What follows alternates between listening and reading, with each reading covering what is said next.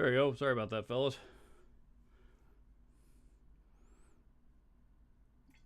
How's everybody doing?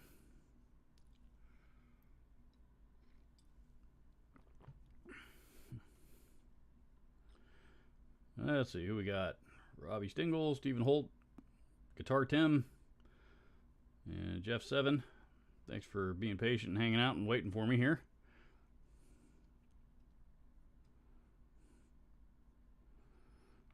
I was just about to hit the go live button, and all of a sudden, the doorbell rang, or knocked rather. So I go down there to get it, and it's our contractor that a guy that works for the company that did our home repairs after our house flooded several months back. And they when they were wrapping up, they walked out with my tape measure. And so he came back like 2 months later to give me my tape measure back and also collect their ladder that they left behind that was out in my garage. So I had to go help him get his ladder and all that kind of stuff, and et cetera, et cetera. So that was the delay. Again, my apologies. How's everybody doing?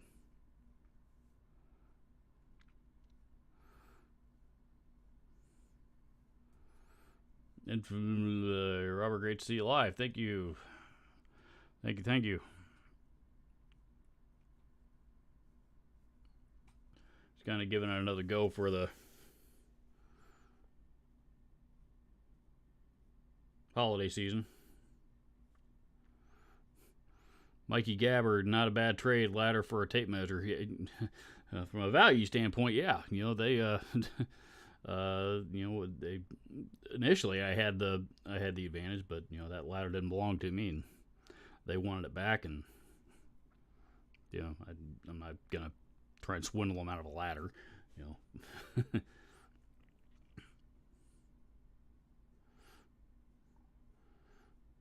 Most anything that in my house that would require a ladder, I'm most likely gonna pay somebody to do anyway. So. One thing you guys might not know about me, I am scared shitless of heights. So I don't like ladders too much.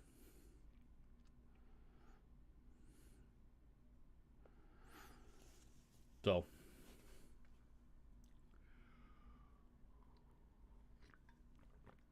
now the insurance company finally finished paying out on everything that is. I'm glad to finally have that whole mess behind me.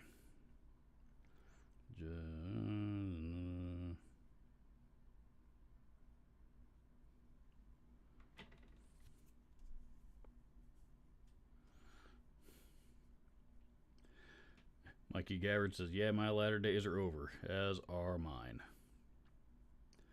Nope, no ladders for me, dude. No ladders for me. No more manual labor jobs or anything like that. So.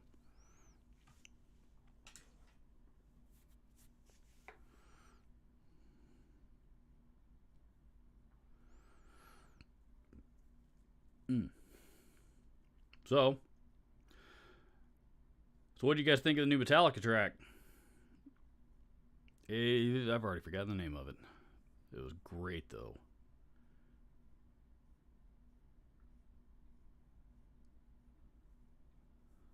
The new record's coming out. Unfortunately, it's not going to be out until April. Called 72 Seasons, which is pretty cool. New Metallica song, Lux Eterna. And it's got that weird 8E thing butted together for Eterna. Lux Eterna. Pretty, I thought it was pretty kick-ass. And, I mean, that was, you guys know I'm a die-hard Metallica fan, so I'm a pretty easy sell for them. I thought Hardwired was a killer record. I thought Death Magnetic was a killer record. I even defend minus the snare drum. I even defend Saint Anger because a few people there's one or two people that have gone and re-recorded that record with modern recording techniques. And modern guitar and drum and bass tones and all that kind of stuff. and it sounds really good. So personally, I think it's actually aged pretty well. But that's beside the point. Regardless, I'm a pretty easy sell. But this new track that they put out that's the best track I've heard from them in 20 years, easy. So probably more than that, decades. Probably going back to the 90s. I mean, it was the first thing I thought to myself was, how the hell did this song get left off of Kill 'Em All? Because that's the era that it sounded like it was from. And then a lot kind of Kill 'Em All and Garage Days. Somewhere it kind of sounds like a cross between those two. Regardless, I thought it was badass. I've already paid the money for the my copy of a pre-order of my copy of the record when it comes out in April. So not a fan of the solo. I don't know why Kirk Hammett gets so much hate, man. Most people can't play his solos, and he likes his wah pedal. So what? Solo sounded like a Kirk Hammett solo to me.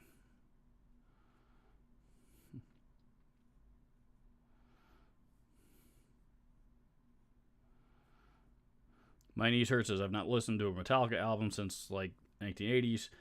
Well, I do listen to Metallica, but only songs recorded in the 80s. New track does sound killer, though. Why do so many people say he's a bad drummer? I am a bad drummer.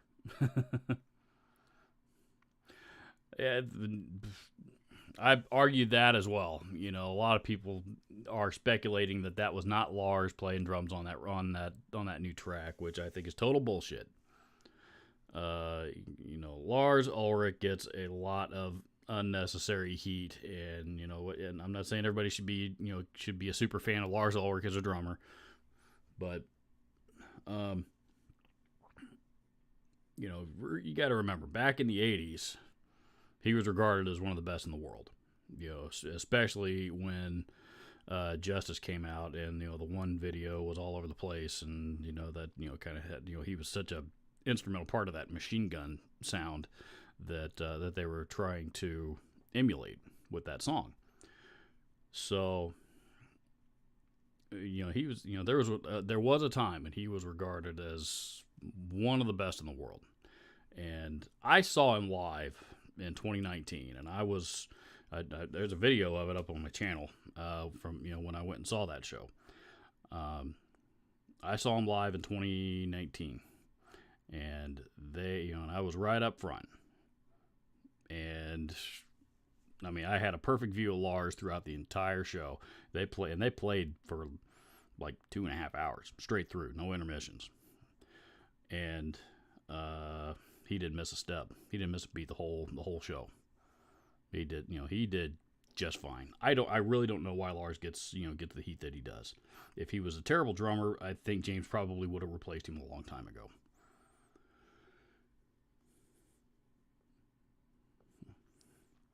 And let's face it, you have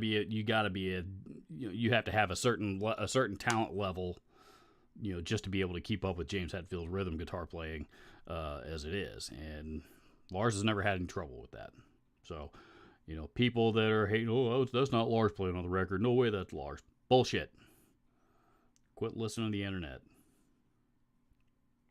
Fucking sheep.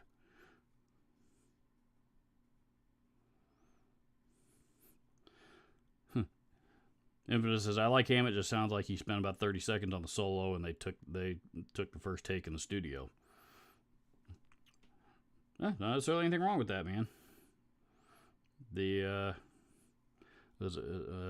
think it was either come on, feel the noise, or actually I think it might have been bang Your Head from Quiet Riot. One of those. It was one of those two tracks, which obviously are their most popular tracks ever. The ones that they're by far the most well known for.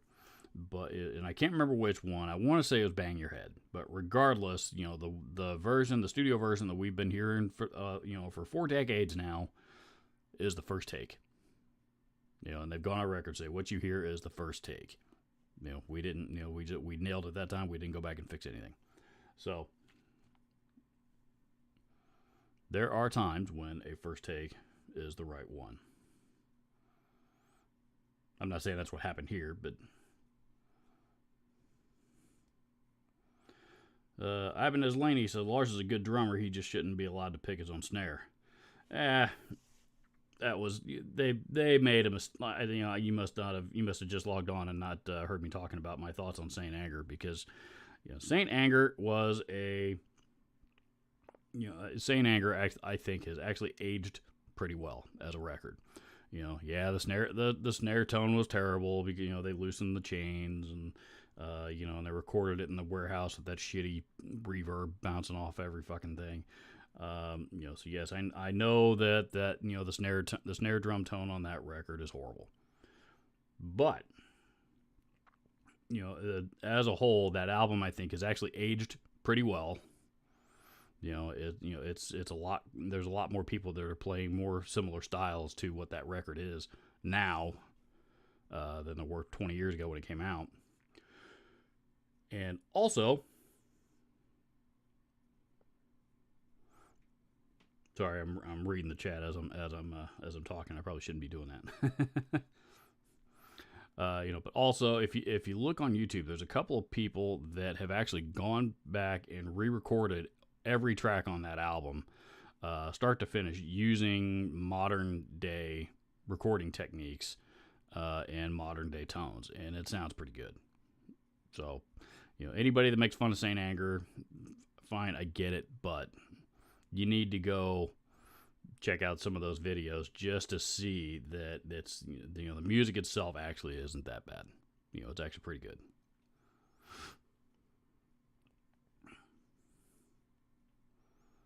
Metallica doesn't play anything live off of that record just because, at least they didn't last time I saw them.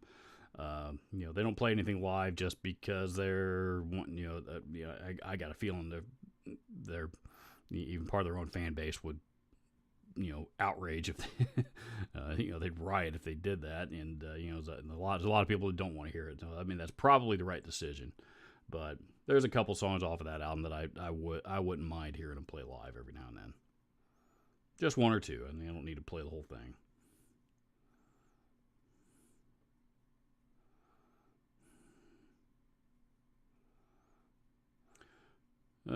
My knees hurt says, as a person who cannot play music, I'm a fan of people that can play rock and roll.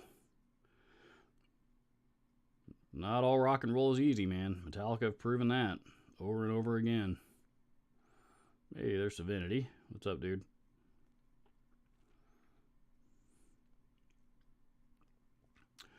This is quite right. Did not want to do that song, so they half-assed it and used the first take. Seems like I heard that in an interview.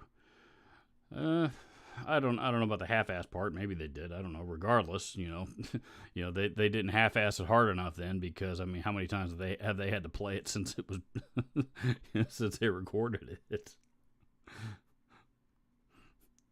10,000, 20,000.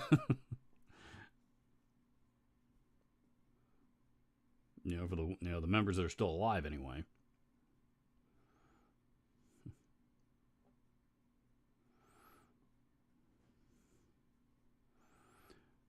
My knees hurt says, hasn't heard Saint Anger. Before you go watch Saint Anger, I would recommend you watch their documentary movie called Some Kind of Monster, which is named after a track off that album. Watch that, because that entire documentary is about how that record got made.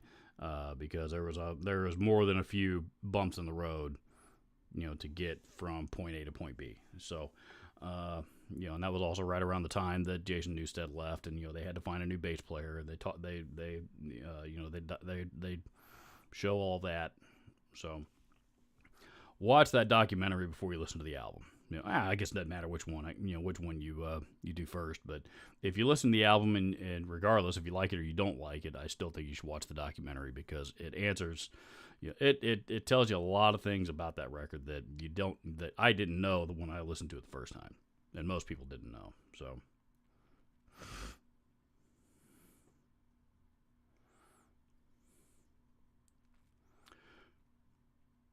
How killer is that first show with Pantera and Mammoth going to be?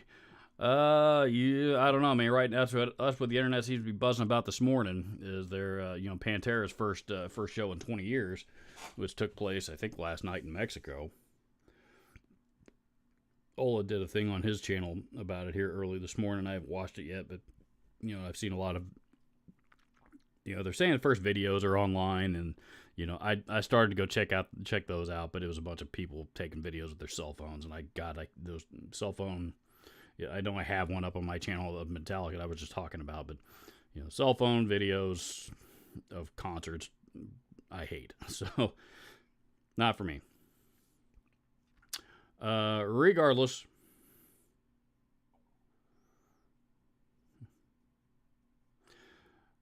I'm anxious to hear a few of them because I'm actually excited about the Pantera reunion tribute, whatever you want to call it. Tribute's probably more accurate. I'm actually a lot more. I'm pretty excited about it because they're going out with. I think they're going to do a pretty big North American tour with Metallica, and I think I read 2023 and 24. So. Metallica obviously touring behind their upcoming album, 72 Seasons, that I mentioned just a little bit ago. Yeah, no, I think they're going to be badass, man. Mammoth I'm not familiar with, but I think this version of Pantera is going to be a lot different from what we've seen in the past because. Hang on 1 second.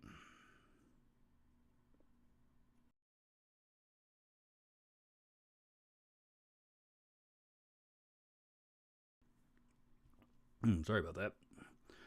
I think it's going to be a lot different from what we've seen in the past because, for the simple fact that the original Pantera, Dimebag, Vinnie Paul, Phil, and Rex, those four members, the Abbott brothers in particular, were huge partiers, and Diamond, like I said, Diamond Vinny in particular. I mean, so their shows when they were still active were pretty, they were pretty hit or miss. There's a stretch there in particular, like the late '90s, they were really hit or miss.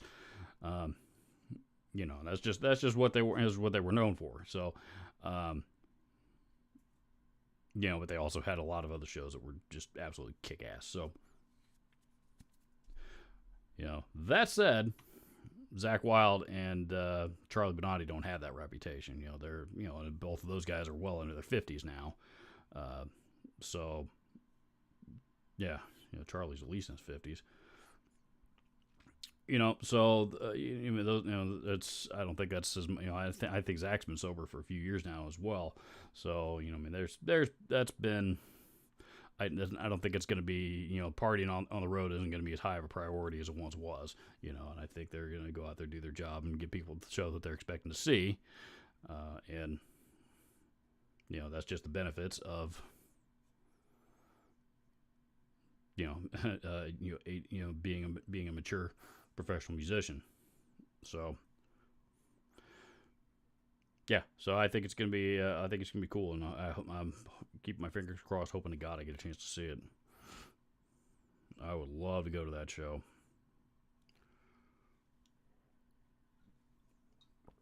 I think it's a stadium tour too.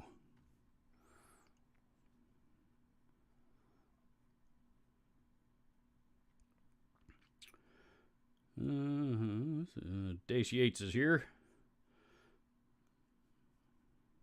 FDF band. I'm not sure what that is. I'm assuming that's your band. Mike St. Croix, Blockadelighter, however you pronounce that. Jeff 7, Blacktooth Grin. Drink it or wear it. What is the Blacktooth Grin? I think it's I can't remember. I didn't even read about it until long after I got sober, so I never had one. But it sounded like something that I would not be interested in. No, thank you.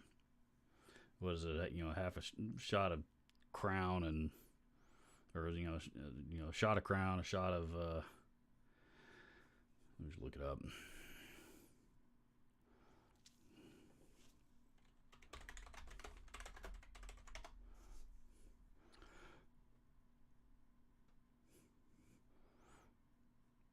Black Tooth Grin recipe. A simple cocktail popularized by the brand Pantera.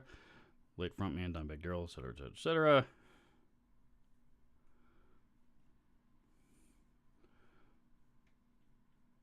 Crown Royal, Seagram's 7, and Coca-Cola.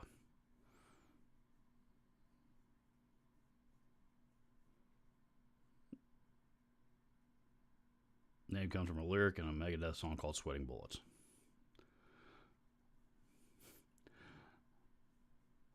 Crown and Seagram's. Crown and Seagram's and Coke.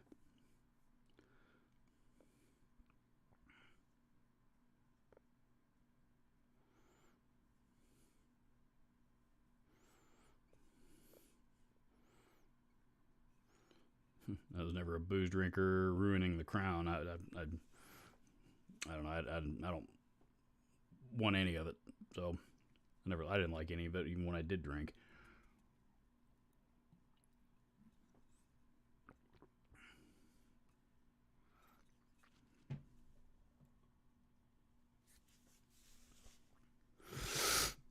I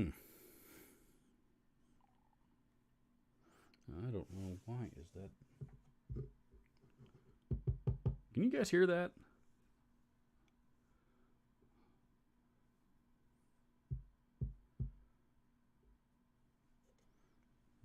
Just turn that off. Okay, next question. Can you guys still hear me? Guess I better check. Check. Yeah, it's still right. Yeah, it's still registering me. Okay. Someone's knocking. Yeah. Okay.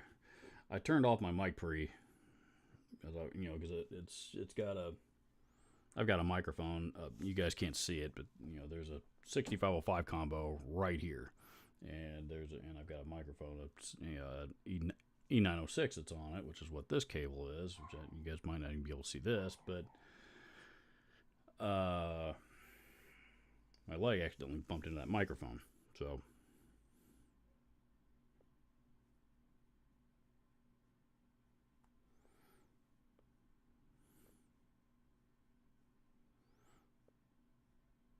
Weird. Let's see. Future Divergent Fungus is the name of Dace Yates' Future Divergent Fungus band. Interesting. Wonder what kind of music that is. Future Divergent Fungus. Interesting name for a band.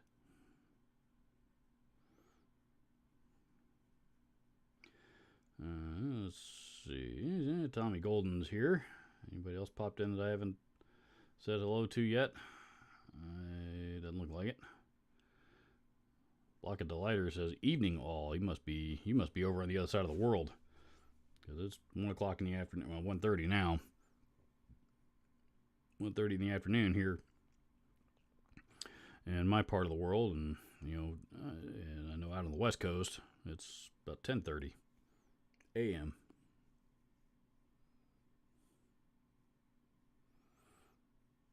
My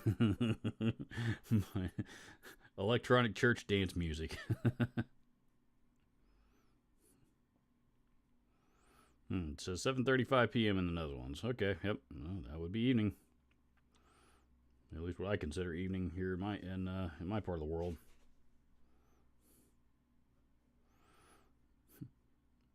Flux says it's 10:30 here in LA, so glad to catch this. Love your Christmas gift video. Thank you very much. Thank you, appreciate it. I think I'm about done with the Christmas videos for the year, though. Yeah.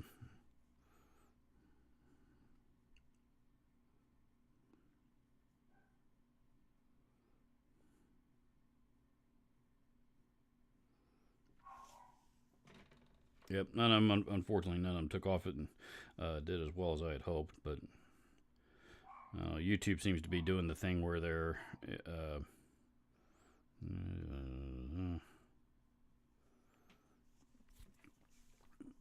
YouTube seems to be doing the thing where I haven't had a video that's like taken off really, really well in a while now. So when that happened, to suppress my channel, dickheads.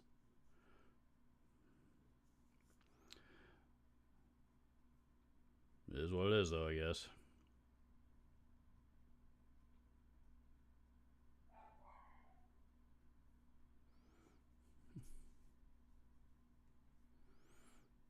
Oh, that's right. Netherlands was playing the U.S. this morning on the World Cup.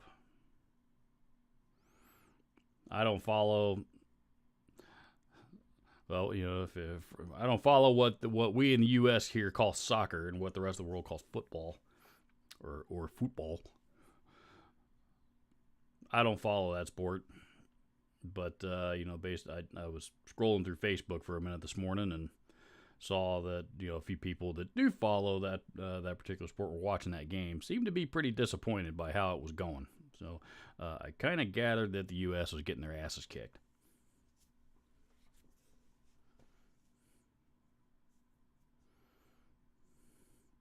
Oh, yeah, there goes Robbie says kicked our butt.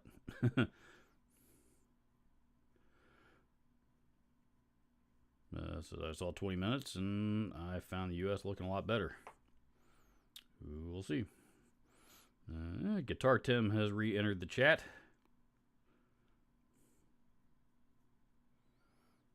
Martian Murray says, "How about another vocalized pedal video?" I actually need to do an actual demo of those MXR pedals. I was gonna try to do that this week, but I found myself. I didn't.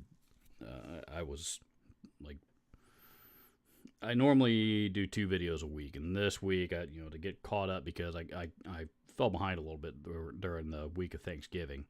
I decided to do 3, and I've actually still got a little bit more to edit on the last one here this afternoon since I'm done hanging with you guys.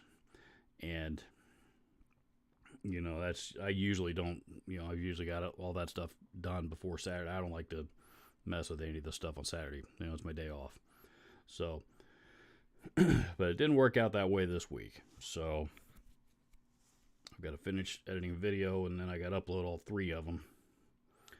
So I was gonna try to do the MXR demo here this week because those are cool budget pedals that that actually are pretty popular and a lot of people do like and have been around for a while. So and I picked them up on sale a month or so ago at a really good price. So that was the reason why I grabbed them.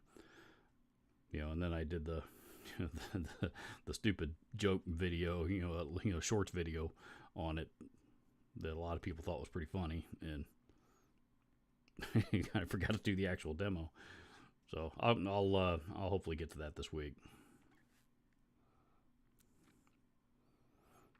Justin Lopman Dobson says, "I quit guitar. Not that anyone cares." Okay, well, no judgment here. You're not even the first one this week that said that to me. Dwight Bailey has entered the chat. What's up, dude?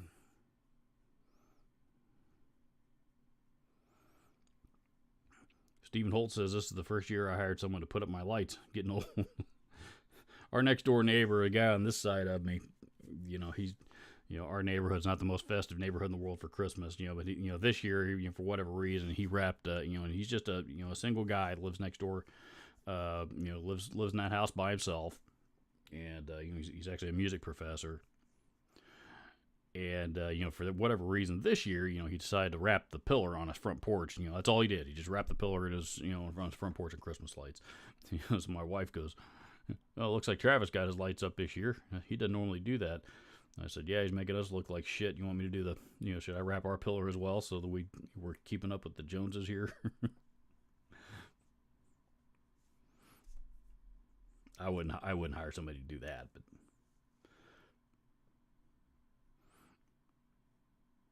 but also we don't have kids, so there's no we both work full time and et cetera, et cetera. So being festive for Christmas takes a lot of energy.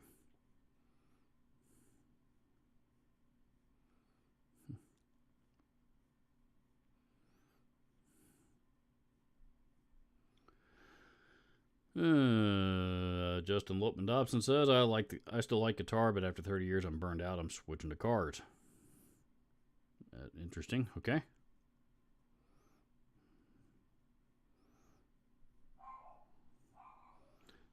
Guitar Tim says, hey, it's just me, Timothy Plonk. Oh, you changed your screen name. Okay.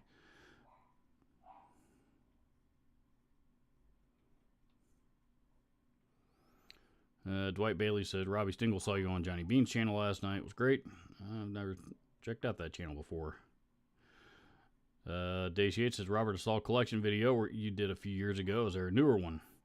The guitar, if you're talking about the guitar collection video, no, that was the latest one, which, God, that was 2018 now. So, yeah, it really hasn't changed that much, I don't think, you know. I mean, I've sold off a few. I've acquired a few since then. You know, my collection has changed. So, I mean, it's not like it's, I've got the exact same guitars that I did then. But I still have a lot of them. So,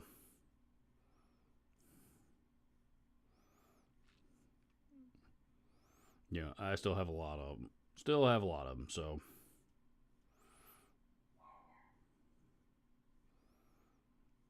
I don't know. I've had a few people ask me to update that one, though, so I may do that here in the, in the coming weeks or months or whatever. Janice Lala's here. Good afternoon, Janice.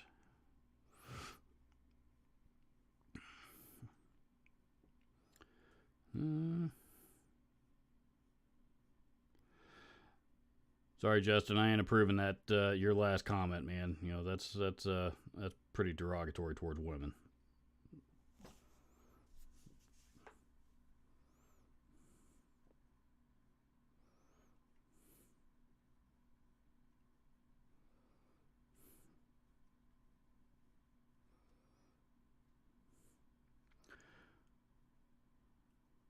Insult me all day long. I know that's not what that was, but I'll approve just about anything. I draw the line at derogatory remarks about that can be offensive to women or genders or races or any of that kind of stuff. That's that ain't cool.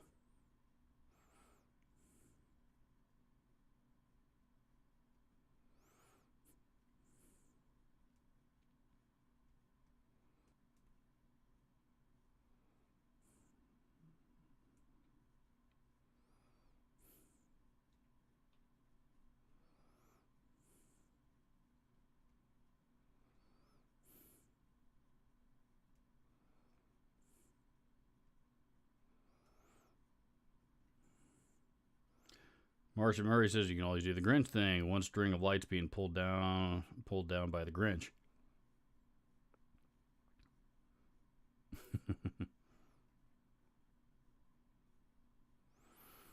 So, not how I meant it, dude. But that's fine. You reject most things I say. I don't know what else. A band like Alex Jones. I don't know what else you said that I rejected, but if I did, I'm sure there was a reason for it.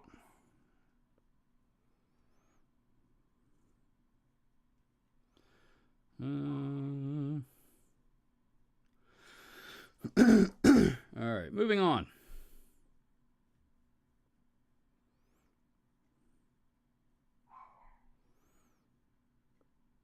Hello from Santa Cruz. I think Johnny Bean is here. Somebody just mentioned you here about 5 or 6 minutes ago in the chat.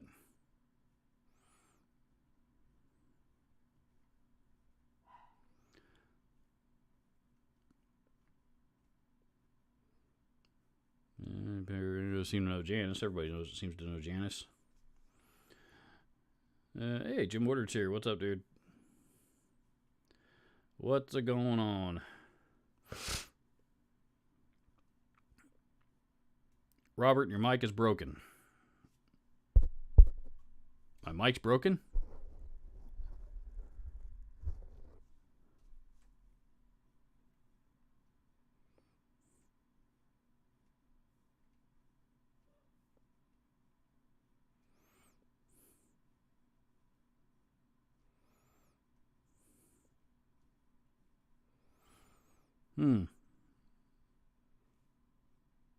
Streams bitrate is lower than the recommended, yada yada yada. Okay, and now it's saying my stream is bitrate 4500, yada yada.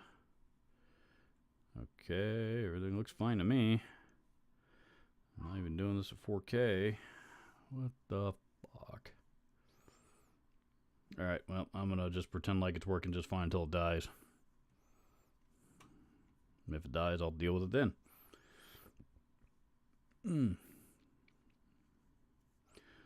Guitar Tim says we were here to discuss guitars and guitar-related gear, not to talk down on other people. Exactly.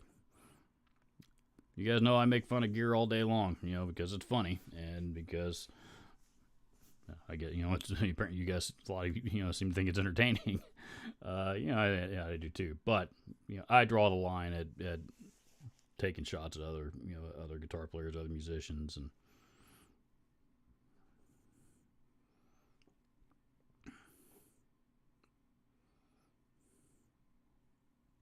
yeah. And Martian Murray says, is everyone having audio problems?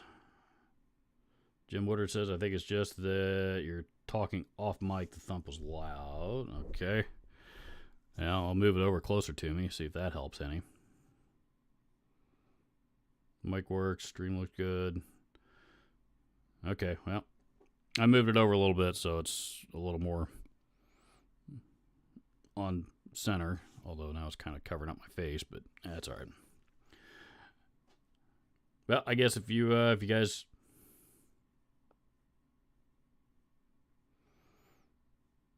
have problems, and let me know.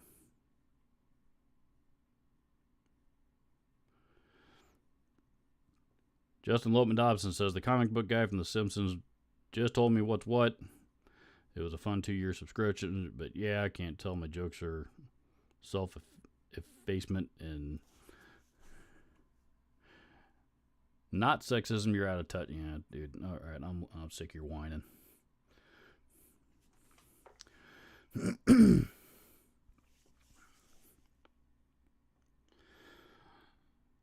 Alrighty. My niece hurts says nachos for breakfast, lunch, and dinner today. That doesn't sound like a bad meal plan. We are, I just made myself some quick oatmeal for breakfast, and while I was working on editing my last video, and I don't know what I'm gonna do for lunch, but me and Mrs. J are going out to a nice Italian restaurant this evening because my birthday was 2 days ago and hers is coming up next week. So we usually find a day right in the middle of them to go out to dinner for each of us, or to go out to get to dinner together. So that's what we're doing.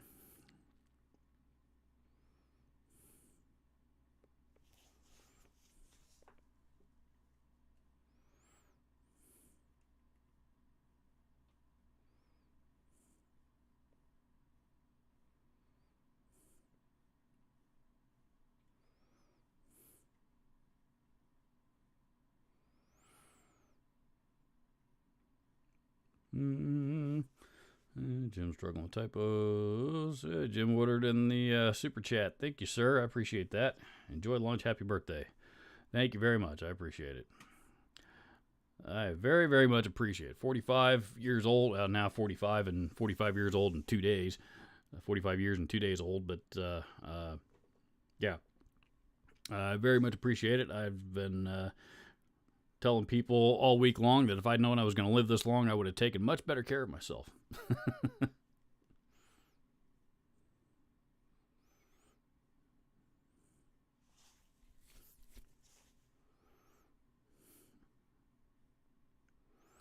Mr. Marty 5555 says hello from Cleveland, Ohio.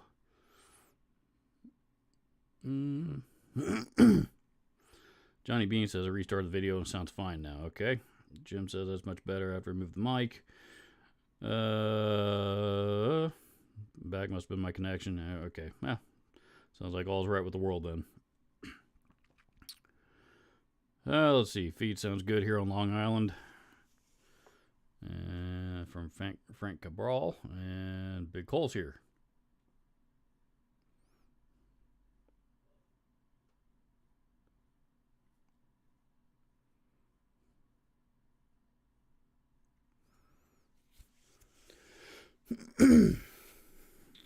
Frank Cabral. I don't know if I'm pronouncing your last name right or not. Cabral. That's what I'm going with. What are your thoughts on Harley Benton guitars? I'll be honest, I have never gotten my hands on one. I've thought about buying them a few times. Picking one up just so I can get my hands on them. Most everything that I have heard about them has been pretty positive.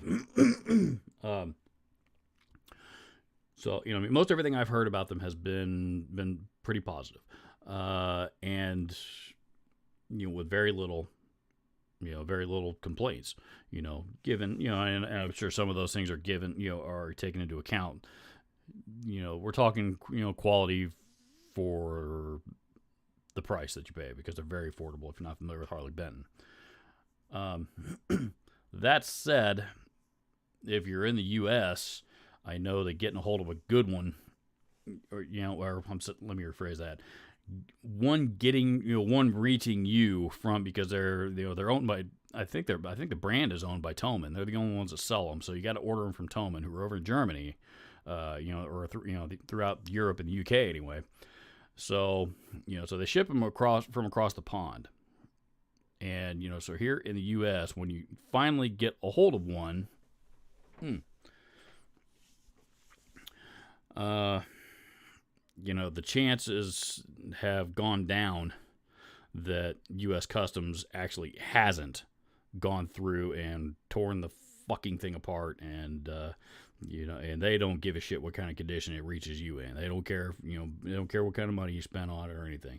They'll go and they'll. I received a guitar from Germany 6 months or a year ago, and it was a great guitar, but it took me. They cut the strings off of it. They had, the bridge was removed out of it and just hanging there. It was in rough shape. I couldn't believe it. I couldn't believe they were allowed to do this.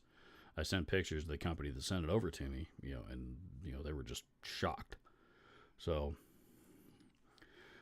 so my thoughts on Harley Benton. I would very much still like to get my hands on one, try one out. Especially if to share with you guys here on the channel, if nothing else. But I don't want to, spend my money just on something that Customs is, U.S. Customs is just going to fucking demolish before I get to see it anyway, which is obviously going to affect my overall opinion and overall analysis of it, and what I would end up showing to you guys, and that's not fair. So,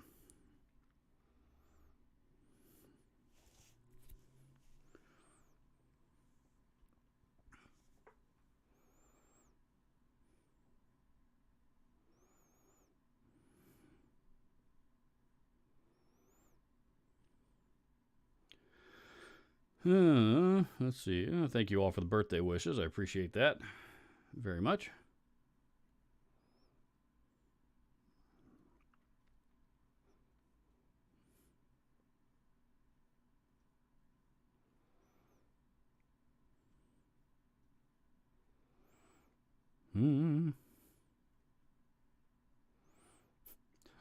So many of you guys, that are sharing your age. There's a lot of you. I just, for whatever reason, I've never met any of you. I don't have any reason to assume this, I guess, but a lot of you are a lot older than I assume that you might be.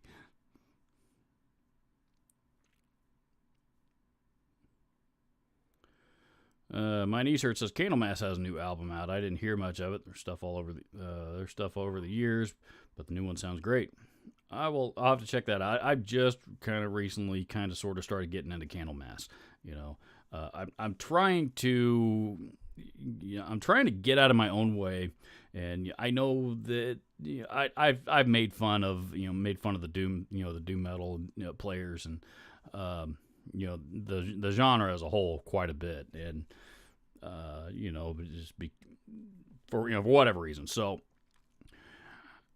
I'm trying to get out of my own way and give it an honest chance and see what what it is that that people really dig about it. And some of it actually is pretty good music.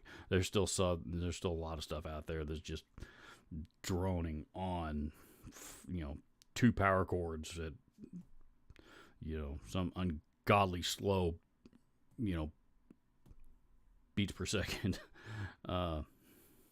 beats per minute, whatever it is. I don't see the attraction to, but. Yeah, but there is some good music out there. Candlemass actually is a band that's growing on me pretty quick, and they've been around for a long time, like mid late '80s or something.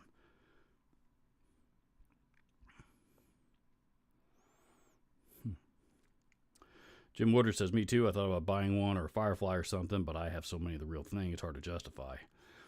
That's another thing that I struggle with the Harley Benton stuff, man. If I were to buy one of their Les Paul models or something like that, I've got authentic Gibsons and stuff like that. So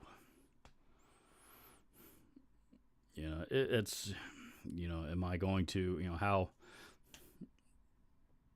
am I going to put my gear snob hat on while I'm trying that kind of thing? Because I guess that's the thing. I mean, it's the likelihood of me buying a guitar like that, for my own, for myself and my own. My own personal use is probably not something I would do. I'm okay saving up a little bit more money and, spending the money on what what I really want.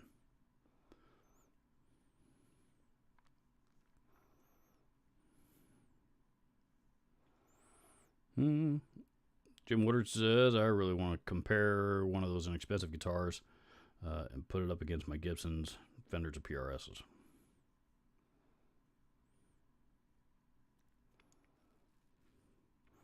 That would be a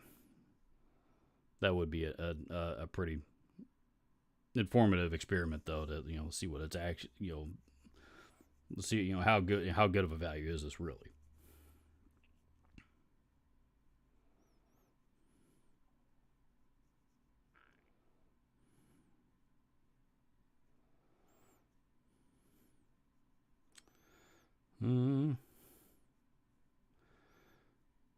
Stephen Holt says, I have a Harley Benton Fusion HT Pro. I have no complaints. Frank Cabral says, I picked one up a week or so ago. Can't believe that they're spec'd out the way they are for that price is ridiculous. I keep waiting for it to break down.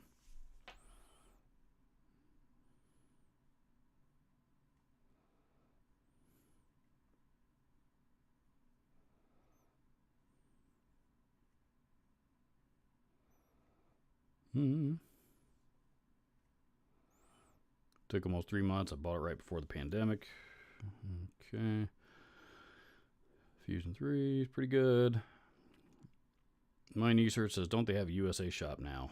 Not to my knowledge, although you're saying Reverb. I wonder if they have a warehouse. If they have a USA, if they have a USA distribution center or something now, that would make a big difference. Well, here, let's.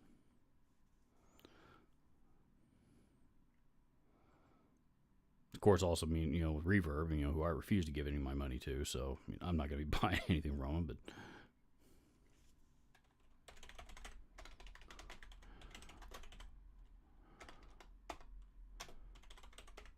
Harley Benton.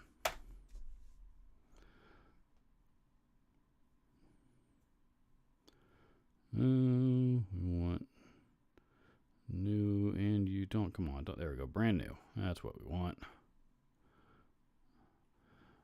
Okay, so brand new. Oh, they got a copy of the BC Rich Beast. It looks. I'm sorry, I think it just looks cheap. As a BC Rich guy. Let's see here. What's one? If I were going to buy one.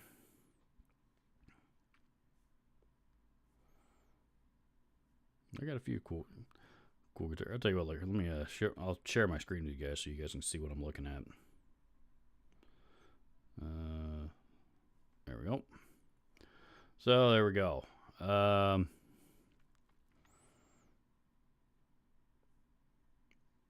SC Deluxe. Godot Deluxe, it says. Obviously a Les Paul custom-ish. model for $350. Call it free shipping. That's good.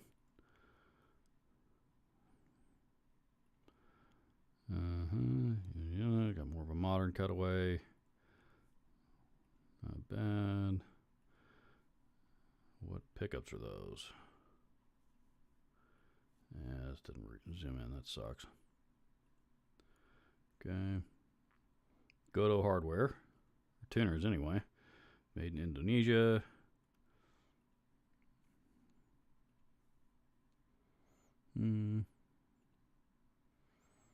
Looks sharp.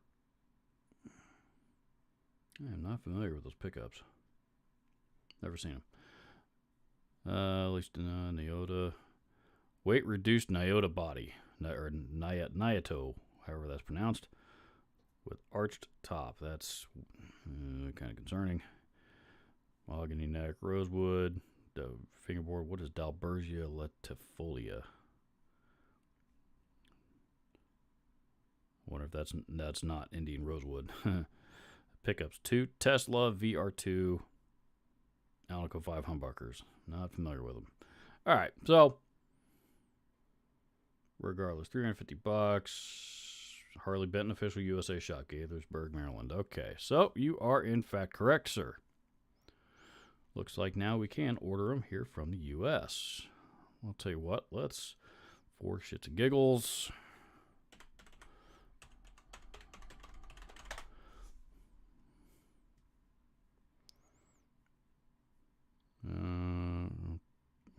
God damn it.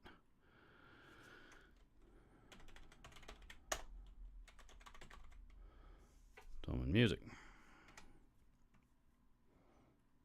No, that's why. Okay. Whatever you say. Harley Benton. What was the name of this thing? SC Deluxe. SC-DLX. SC 500. SC DLX go to black. Okay, so they, that's what I wanted to see. $285 if you order it direct from Tillman versus $358. So the free shipping. It looks like they worked the shipping cost here into the price, and they're calling it free shipping. That's what I was afraid they were going to do. I mean, it's not that it affects how much that I would have to buy one for here in the U.S. It doesn't, but. I hate that shady ass marketing.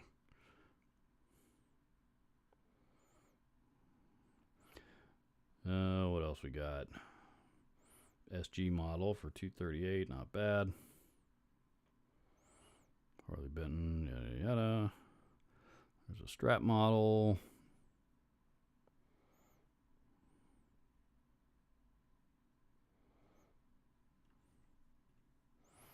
All right.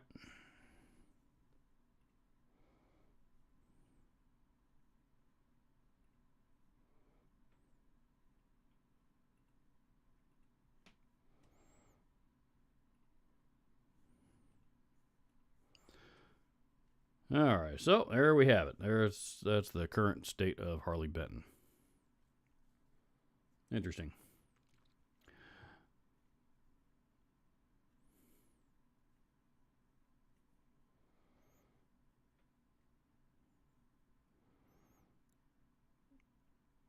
Okay, let's see. Blanca Delighter says, I saw Candlemass several times here in the Netherlands. Back in Messiah Marcolin days, at Dynamo, etc. It was always fun. Where are they from? Are they... I guess, because I'm an American, because, Americans tend to think this way, I guess I assumed they were an American band, but now that I think about it, they may not be. Where are they from?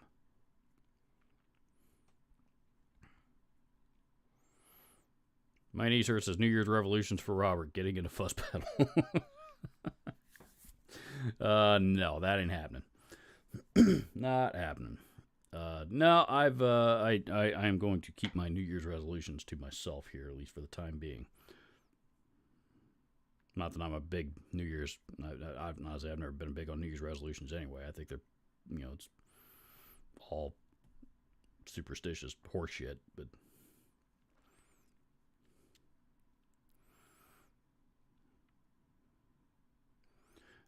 Daciate says we could all send him a fuzz. Hey, I'll play them. I mean, I'll demo them. I'll check them out.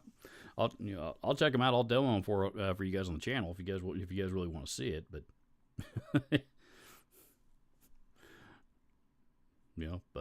disclaimer.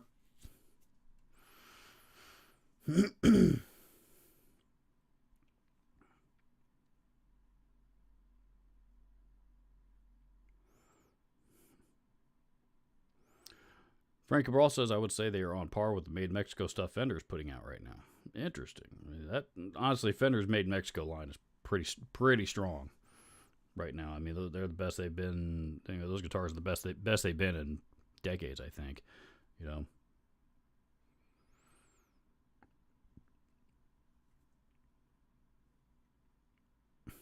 Robbie Stingle says, you're a gear snob when.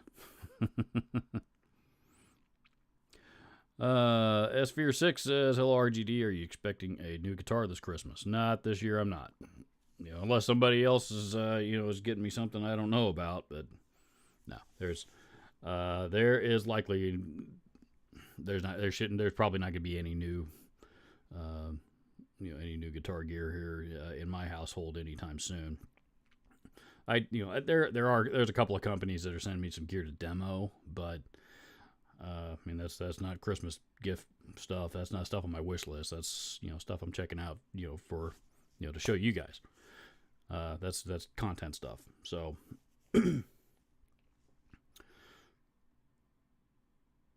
yeah, no, we're not going to be any purchases of guitar gear by me or any other members of my family.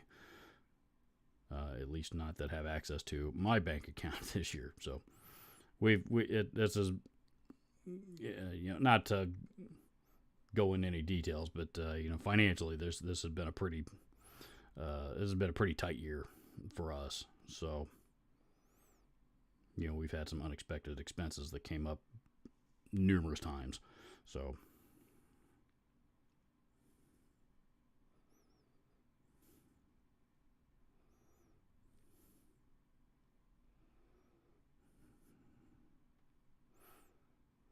Jeff Seven says can't afford a Rickenbacker and won't buy a Chickenbacher. I'm assuming that's the Chinese fake version of a Rickenbacker. Chickenbacher. I like that.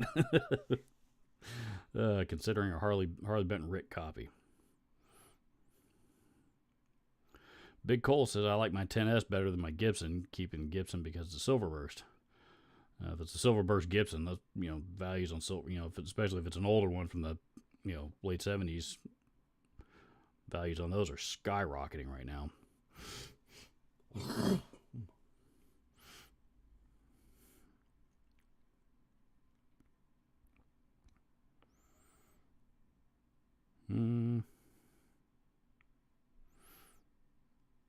Jim says the Harley Benton stuff is a distribution center in the East Coast of Maryland. Okay, you are correct, sir.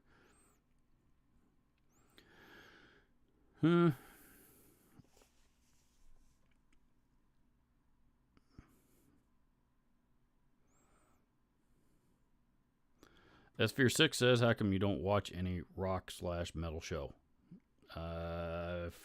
Forgive me, I have no idea what you're referring to. I watch rock and metal shows as often as any other rock and metal guitar player, I suppose.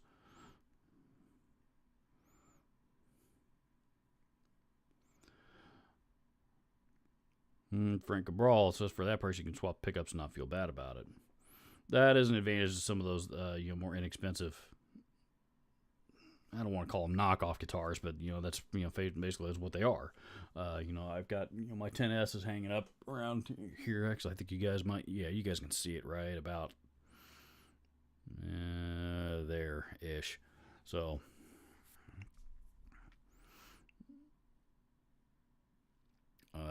yeah, hey, perfect. I got it right. Yeah, right there on where I was pointing. You guys can see my 10S Explorer model right there, which very well made instrument.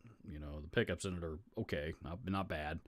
You know, they seem to be, you know, they're on par with what you might get in what you might get in an Epiphone these days. You know, not I don't love them, but I don't hate them, kind of deal. But you know, I think I've actually got that guitar listed for sale right now, believe it or not. But you know, for a $300 guitar or whatever it was, that is an advantage of a guitar in that price point.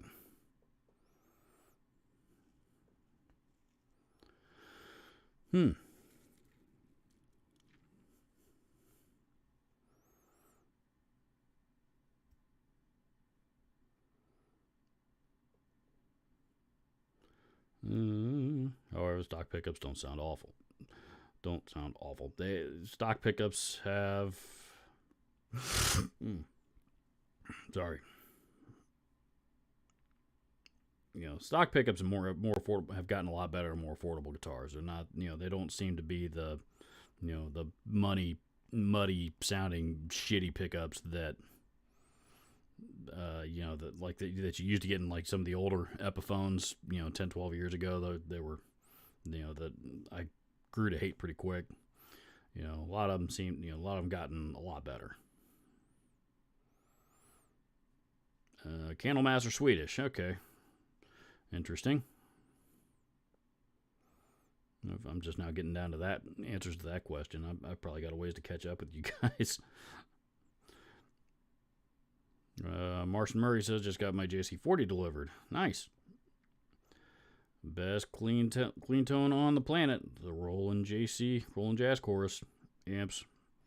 Doesn't get any better than that in my opinion.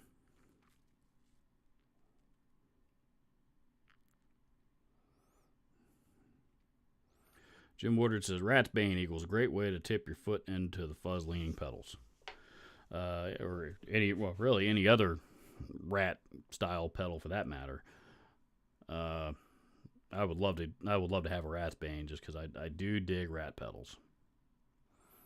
I do dig Rat circuits, most of them anyway. The Ibanez LA Metal that I demoed on my channel recently wasn't one of my favorites, but you know, some of the others that I have tried I thought were pretty kick-ass.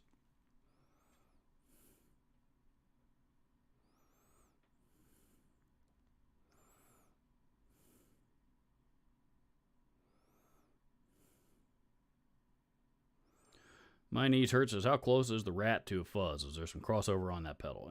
The Rat kind of walks the line between fuzz and distortion. You know, if you crank the gain all the way up, it'll get pretty fuzzy.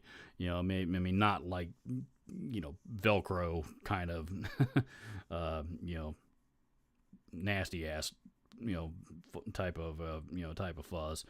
But you know, it's definitely a lot more like, you know, it's definitely a lot more fuzz sounding than it is distortion sounding.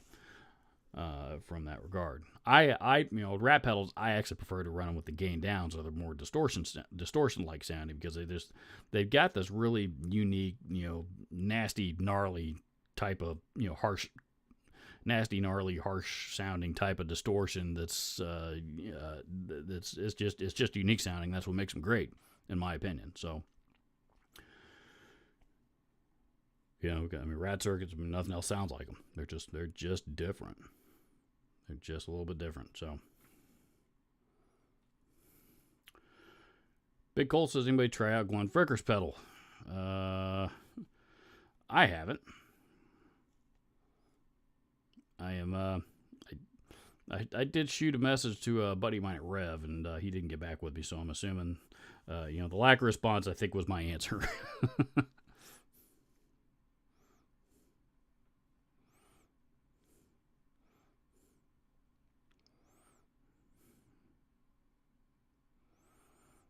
Hey, Zim's Guitars is here. What's up, dude?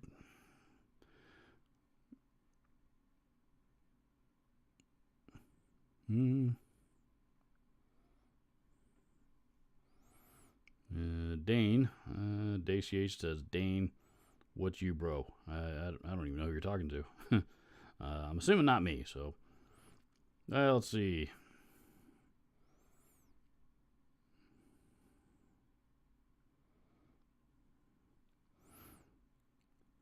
Here's another username I've never figured out how to pronounce. Mount Salmonella 80. Mount Salmonella 80. We're going with. Have you ever played an Agile? Yes, I have. Agile guitars are. Not having played a Harley Benton, I guess I shouldn't. I can't really claim that they're a notch up from the Harley Benton stuff, but they're right there with it. Agile guitars actually are really, really good quality. We'd have when I was at the store, and this is 10 years or so ago now, maybe more. We'd have a used one that would come through every now and then. One time we bought it in a 7-string in particular. It was a 7-string. It was loaded from the factory with active EMGs, and it had a lot of really, really nice appointments to it. And I think even used, I think we sold that thing for like $500 or $600, maybe more. Which for a guitar like a fairly unknown brand at that time like that back then was unheard of. So unknown import brand, that is.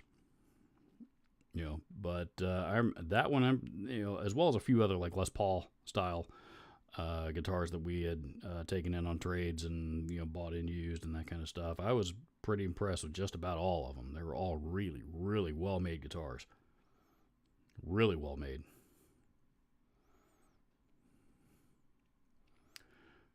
Jason Turner is here. What's up, dude?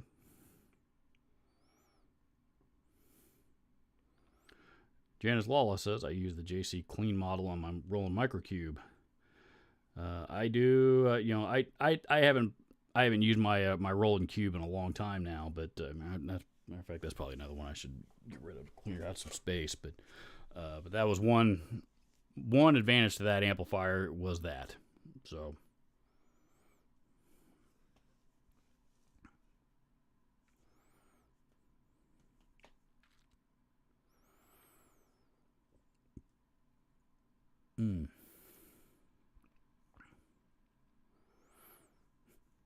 Jason Turner says, Dan Electro Black Licorice. That's actually one of the worst pedals ever. I think that one was number 1 on my worst pedals ever list video that I did 6 or 7 years ago now. I'll have to... maybe I'll give that one a try. I've never owned a single Dan Electro pedal, so that's one brand I've never been real big on.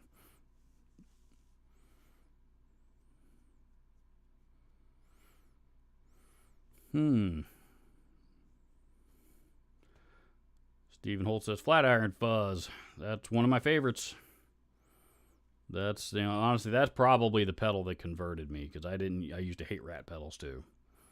That's the one that probably converted me.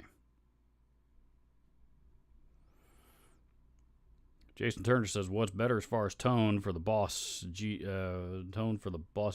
or ME series? Processors. I'm the wrong guy to ask, man. I mean, I think the GT series are technically the ones that are higher, higher up on their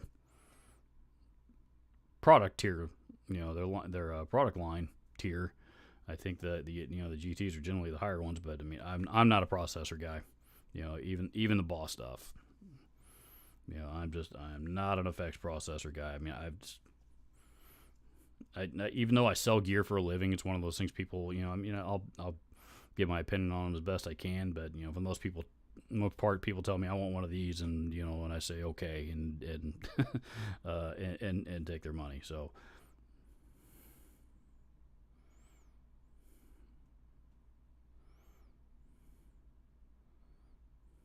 take their money as in process the transaction, not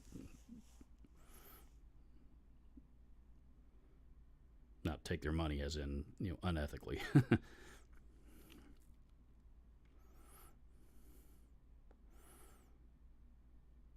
Yeah, my understanding of the GTs the GT1000 is their flagship processor. That's the one that competes with the Line 6 Helix and the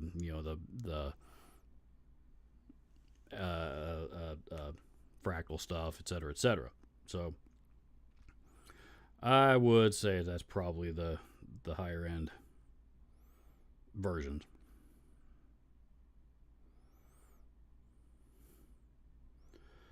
R&R Steve says, I love fuzz pedals and Telecasters, so there. Yep. Nothing wrong with that, man. I'm not telling anybody what they I've never told anybody what they should or shouldn't like. I've just told what I don't, or what I like and don't like. And for some reason there's some people out there that seem to have a problem with it, and whatever. Dana Zim. Oh yeah. That's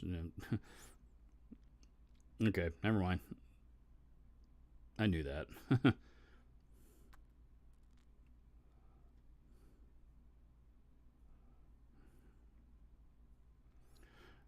Janice Lawless says, I'll buy it from you, the Microcube, if you do sell it. Mine's not a Microcube. Mine's a Cube 40 XL, which was the second biggest one in that line when it was, I think they've replaced it and, updated it a few times, but I've had mine probably close to 10 years now.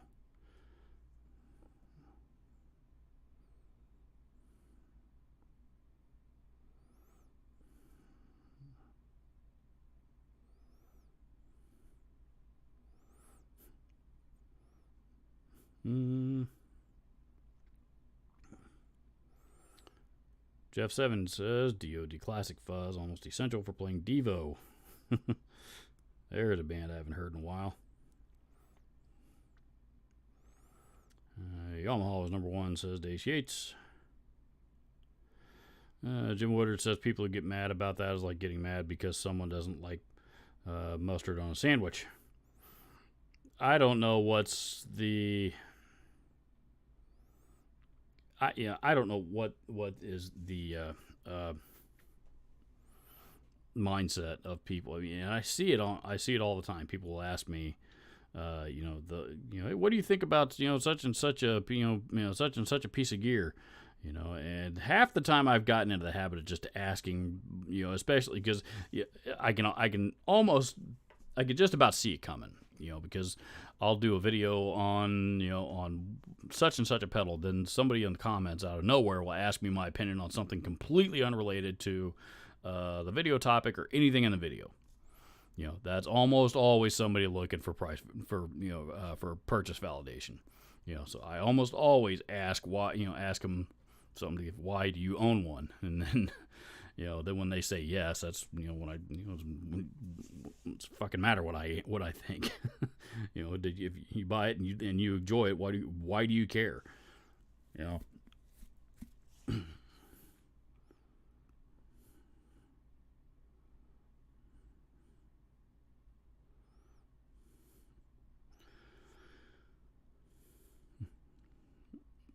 Frank Cabral says, I like the Marshall TSL 100, and people think I'm nuts. I like what I like. As a Marshall guy, I admit that's not my favorite Marshall, but but it was the precursor to the JVMs, which are one of my favorite Marshalls. So I get it. Jim Woodard says, I have the Cube 40 XL. It's a great practice amp you can get on cheap used. I think I paid $80 for mine a few years back. I think that's probably one reason why I haven't sold it, because it's not worth much, but I do have three bought. To get the most out of that amp, you got to run 3 Boss FS6 foot switches, and those things are like $70 or about $70 a piece or more now. Oh, what the hell's a FS6 going for now? Let's find out.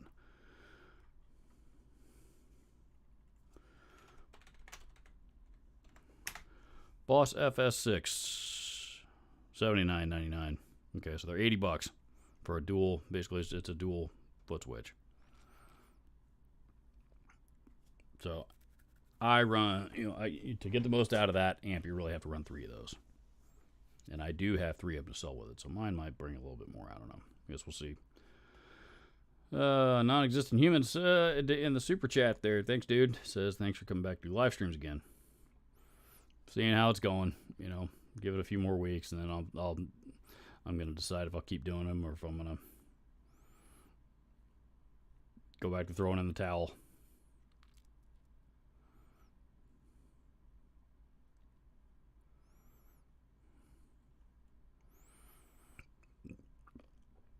Pardon me. Robert O'Brien says the thing to remember with the Boss GTs is to find the few sounds and features that you want and learn how to fully adjust it. Otherwise, you have a million things that don't sound good. Frank Rawl says I have a JVM 210 also a great amp. The 210 is probably my favorite of all the JVMs. You know, I actually like the 210 version better than the 410. I mean, the 410, you know, the 4-channel version is just, there's just way too much going on. You know, and if when you break it down, I think, you know, you can, you know, the 410 can actually operate as up to like 28 different channels or something, you know, which you got all the, you know, because each channel has 3 different modes, and then there's, I don't know, it's something stupid, but I don't need that many tones out of an amp. So the 210 works just fine, and you know, and has plenty of gain.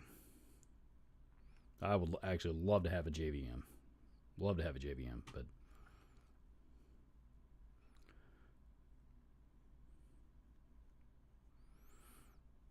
Jim says, yeah, just find a spot to leave the 40XL. Leave the 40XL in. Too much for the pedal. I gave mine to my son. These days I'm using a Katana or Spark, depending on what I'm sitting next to. Yep. I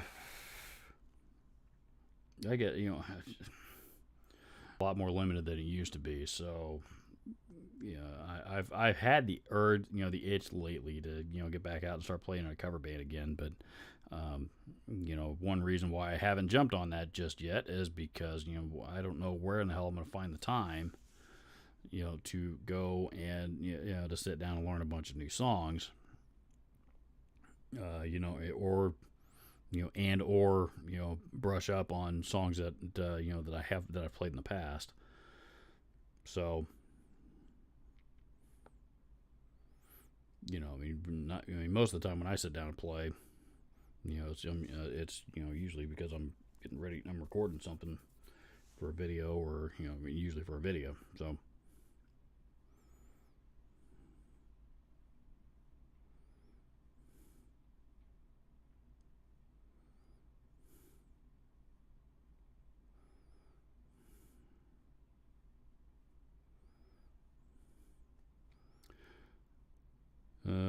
Stephen Holt says live streams are a gamble. I think they work better if you're interviewing and just a discussion with a guest of guests, but the more intimate format has its place. That is true, and you know, that said, Jim's actually you know, has actually hung with me on my live streams here before in the past, and you know, we had a good time with that. Max Carlisle actually is actually going to be joining me on my live stream here in a couple of weeks. The 17th, I think is the date. I think it's 2 weeks from now is when we've got that set aside. So, so there is actually going to be more than just my ugly mug here, hanging out with you guys here in the very near future. So, you know, and so, you know, Max actually has a new album coming out. That I'm very excited to listen to. So, you know, we're gonna talk some about that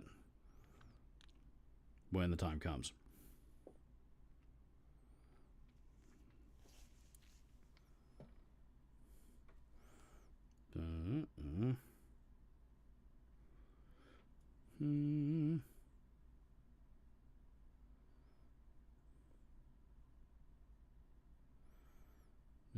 News from my Colts. Elevated linebacker Forrest Rhyne to the active roster from the practice squad Sunday for Sunday's game against Dallas. Well, it's not like we're not going to get our asses kicked against Dallas anyway. So, Stephen Holt says yes, Guitar Max, that Max. So that is the Max in question.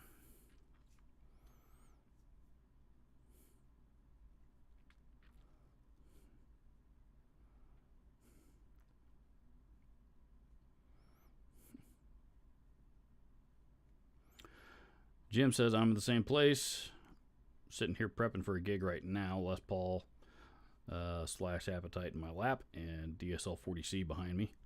need to shoot more gear videos.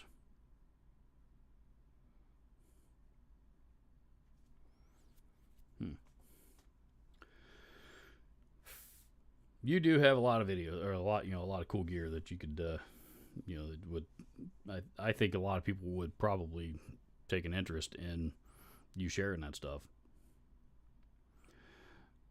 Non-existent human says if Guitar Max did live streams, he would be a bigger channel. He's already pretty decent size, man.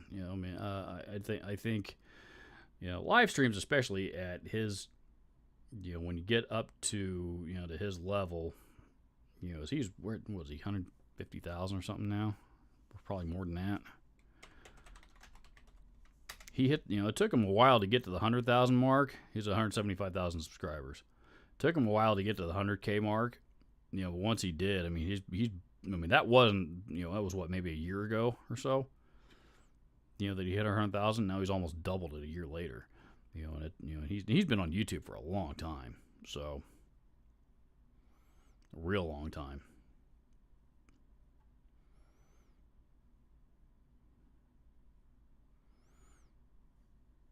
Yeah, 175,000 subscribers he's up to. He would probably be, would his channel be bigger if he did live streams? I don't know. He puts up content pretty regularly. So, and at least in my experience for a gear channel like mine, and I think maybe even the bigger channels that do regular live streams, like Phil McKnight, and there's another channel that grew pretty quick once it took off. Phil McKnight, Pete Thorne, the really, really big channels. I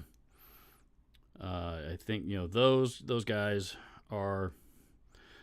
I don't think live stream. The benefit of live streams to those big channels are, I guess, the same as it is for same as for mine. You don't really see a big jump in subscribers from live streams. You see a lot more. It's more about direct one-on-one engagement, or not one-on-one, but more direct engagement with your current audience. So the regular content videos are for in my channel anyway, for trying to draw in new viewers. But the Guitar Man, I have probably earned myself very, very few subscribers from any of my live streams. I also don't have access to Max's channel analytics, and his audience may be a little bit different from mine. So there, it could very well be the same. I could very well be wrong about that, I guess.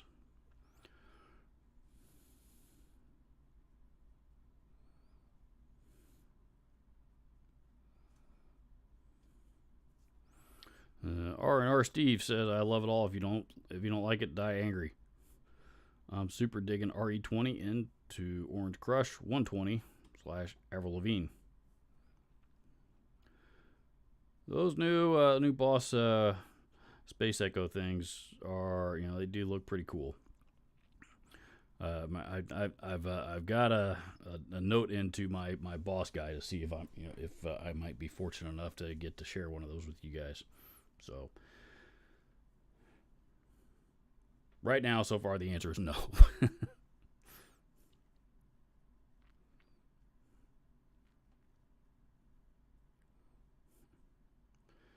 Non-existent human says the guitar community on YouTube is about 200 to 500,000 solid hardcore watchers, in my opinion. The gent channels are a bit different, though. Metalheads won't really watch anything outside the genre. That's, I don't know how accurate the 200 to 500,000 that number is, but I suppose that probably is pretty close anyway. When you're talking about solid hardcore watchers, like you said, not you got the the really diehard fans of some of the really, really big channels, like the the Stevie T's and the Rick Beato's, those channels that are 1 million, 2 million, 3, Jared Dines, 1 million, 2 million, 3 million subscribers that have just absolutely exploded. You know, and there's really only a handful of those channels out there that are over 1 million subscribers now. I don't even think Chapman's there yet. Here, let's find out. And he's one of the OGs.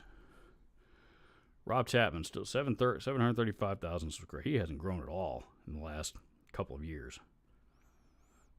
I mean, his channel's been right around that, maybe even a little less, or maybe even a little bit more.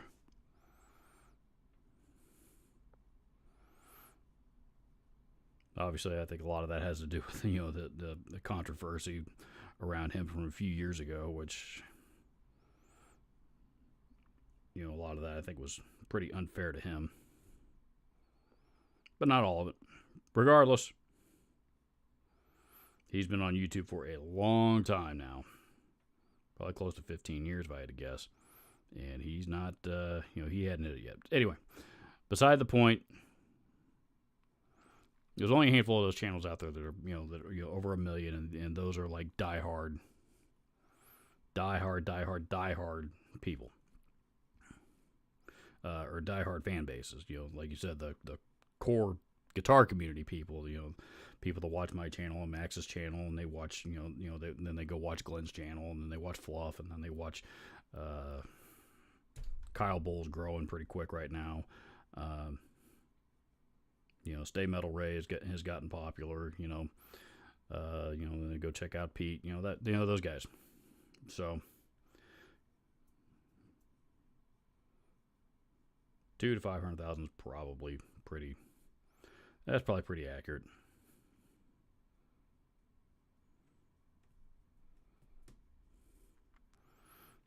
Jeff Seven says Glenn Fricker live streams are a riot. Yeah, they are. Yeah, they are. Glenn's an interesting guy.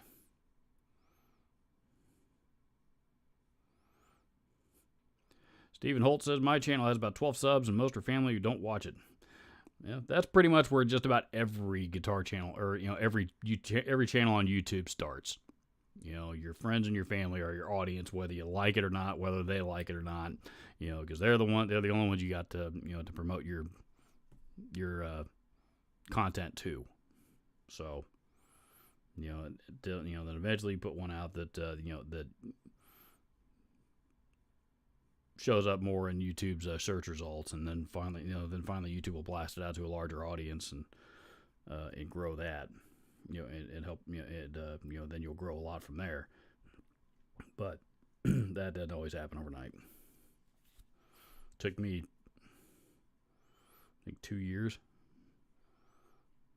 producing videos consistently every week for 2 years before I finally had one take off.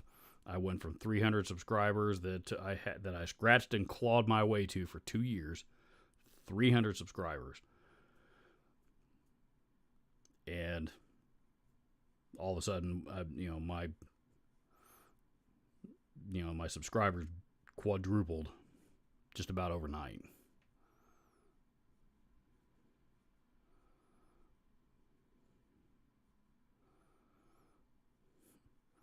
My knees hurt, says I don't watch that many guitar YouTubers. I keep it simple. They're just too many for me. There's a lot of people that are getting in on it now, and to be honest with you, I don't watch that many of them anymore either. You know, the ones that I just named. I still watch Fluff. I still watch Pete Thorne on occasion. I still watch Glenn. Glenn's not really a guitar channel, but he does a lot of guitar gear related stuff. And a few others out there. Ola. I still watch Ola. Like I said, there's a few others that will pop up. I still get alerts for Ray's channel, Stay Metal Ray. I do like his content, but there's not. I don't follow 20 guitar channels religiously like I once did. So, but I think part of that though is. I don't consume YouTube, as a consumer. I don't consume YouTube the same way. I don't consume YouTube now as the same way that I did 2 or 3 years ago. 2 or 3 years ago, I was primarily using it for to check out gear demos and guitar stuff. That's what I was primarily interested in. And while I certainly still have an interest in that stuff, from a consumer, from a viewer perspective, I watch. I've started watching a lot more videos, from a lot of other channels and a lot of other genres. There's a couple of cooking channels that I really like. There's a couple of political related channels that whose opinions I value. Stuff like that. I mean, it's just other interests that I have that more personal interests. So I mean, I think a lot of people have kind of shifted that way. Not everybody's kind of, is using YouTube for one sole genre or one sole purpose anymore. All right, cool guitar gear. What's up, dude? Says, good day. Stopped in for a minute to see how you're doing.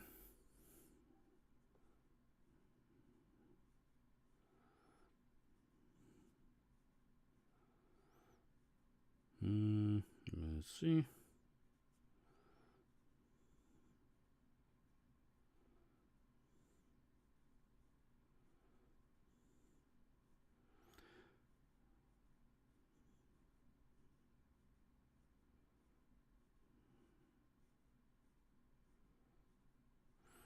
My knees hurt says I have all day every day to watch YouTube, more free time than a retired person, but I can only watch so many guitar people. I don't buy gear or sell gear. God damn it, I hate it when it does that.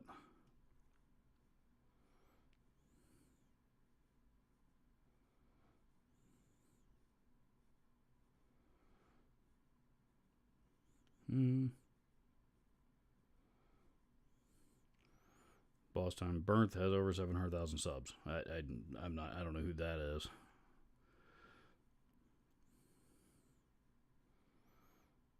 Will Meyer says, what do you think of the Washburn A5, A15, A20 guitars? I haven't seen one in a while.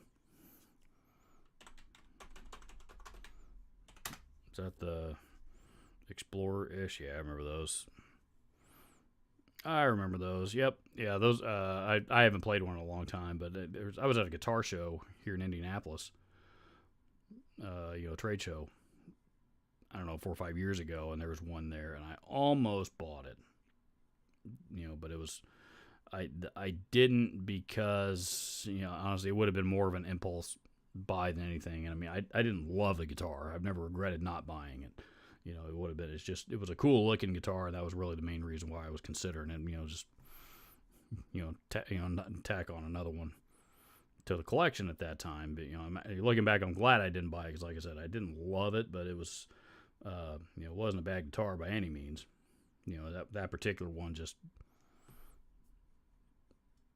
was okay.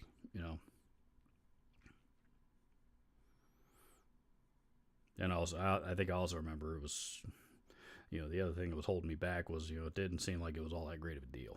It seemed like the guy was asking a little bit too much for it.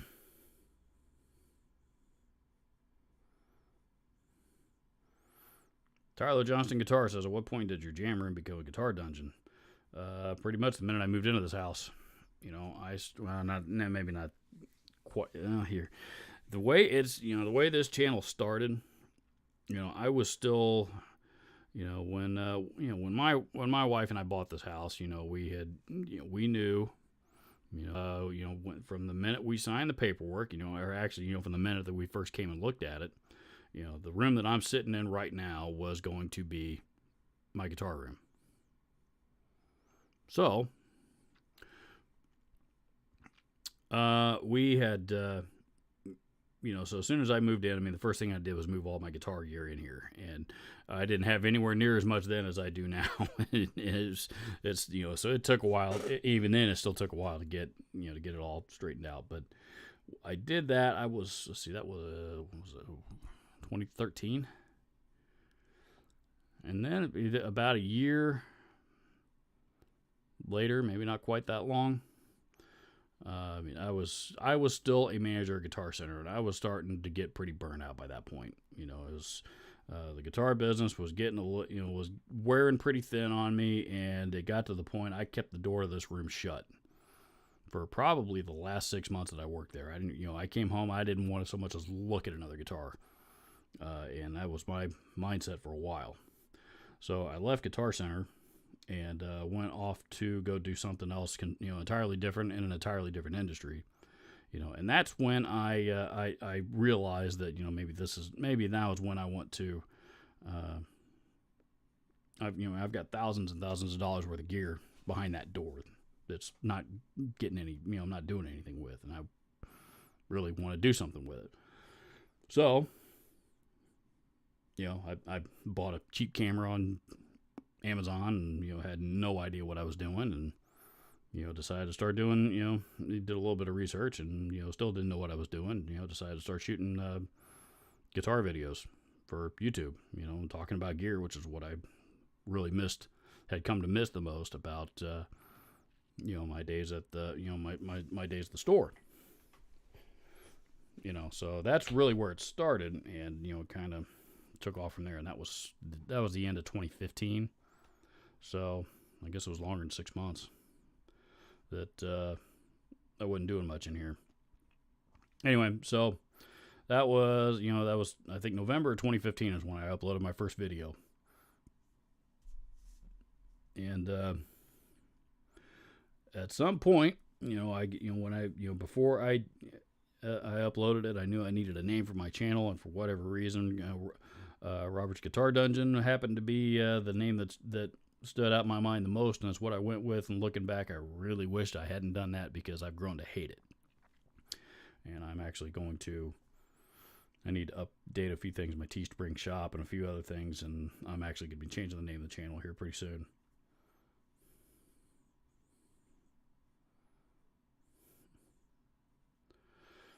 Jim Woodard says, I just got a video that's taken off, went from under 100 subs to 450 something and 60,000 watch hours. I've got one video that'll be over 200,000 views by today's end.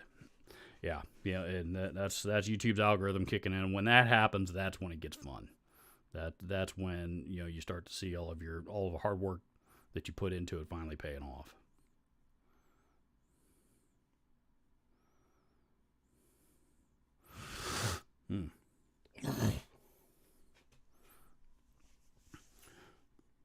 He says, I'm seeing 7,000 to 10,000 views on it a day. And even when when YouTube's algorithm kind of turns off, for lack of a better description, on that video, that's still going to be the main driving force behind your channel for a while. You're still going to see that video attracting a lot more views than any other for a while. So you have another one take off. So and then that whole thing will happen again, but multiplied. So.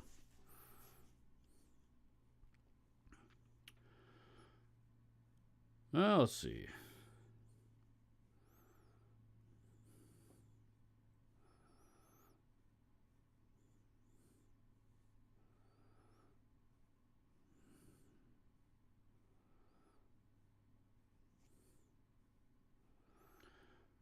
My knees hurt says one of my videos has 1.7k views, but someone ran a bot on it. The views are 20 seconds long, so fake. Yeah, that's no good. Stephen Holt says, I need one of those bots. No, you don't. No, you don't. And the reason why is because audience retention, i.e. watch time per video, is a very, very, very important metric to YouTube. 20, a bunch of views are great, but like you said, if they're 20 seconds of an 8-minute video, that's going to hurt you more than it's going to help you, because, that tells YouTube that, people are, clicking on it, and they're, you're not retaining any interest. So, whether they're bots or not doesn't make any difference. That's what YouTube sees. How long is your content holding your audience's attention? That's what they want to know. If your content is keeping your viewers there in front of your video for a longer period of time, i.e. more time for YouTube to put more ads in front of them. That's what it is. That's how they make more money. Then That's like I said, that is a pretty that's a very, very important metric to YouTube. It's not just about it's not they don't care much about views or subscribers anymore, because subscribing, there's plenty of channels out there nowadays that don't have, they may have 15, 20, 25, 30,000 subscribers, but their watch time is through the roof. So that's actually another reason why my channel is not taking off, is because I can't figure out, you guys watch long enough to see, hear how something sounds, and that's it, you're done. So then you guys click off usually before it's halfway through. And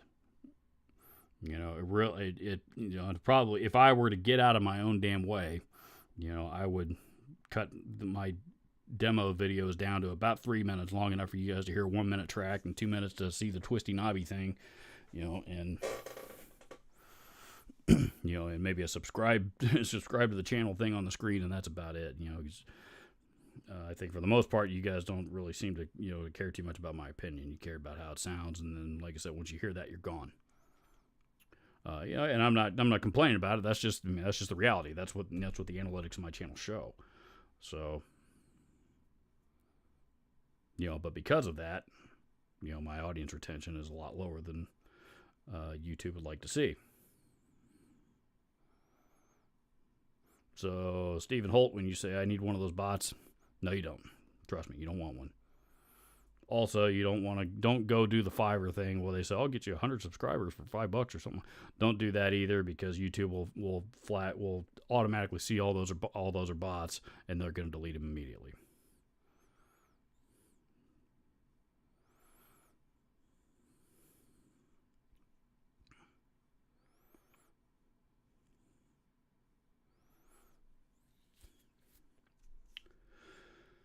Let's see.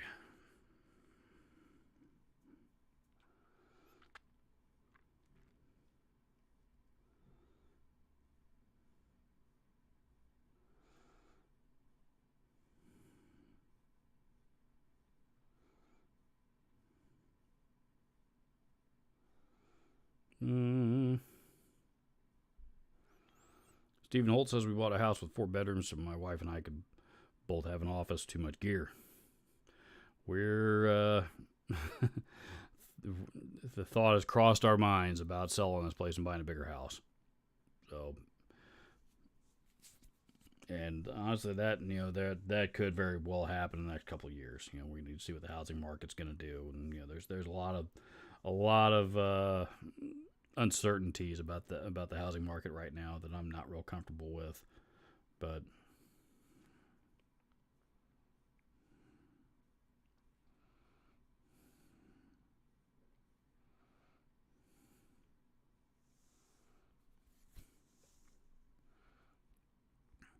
Cool Guitar Gear says, not sure if you were asked about the new Morley pedal with all the past pedals integrated into a board with a wah, analog multi-effects. I can't, what's that thing called? Morley AFX1.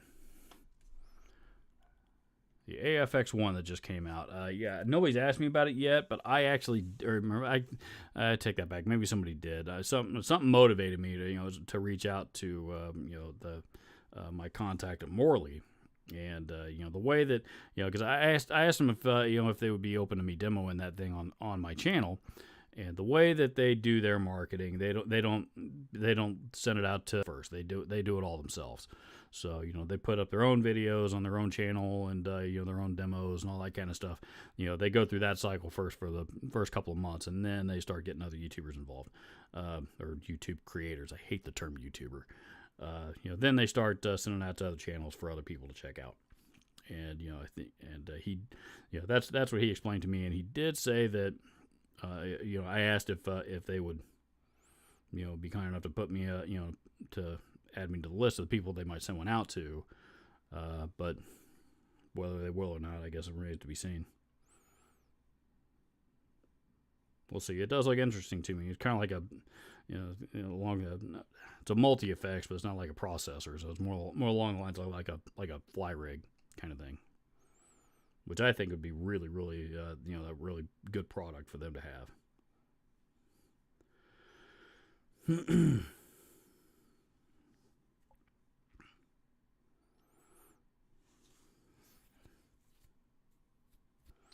My knee shirt says I just want to have a large enough channel to get trolls on my page. That won't take long.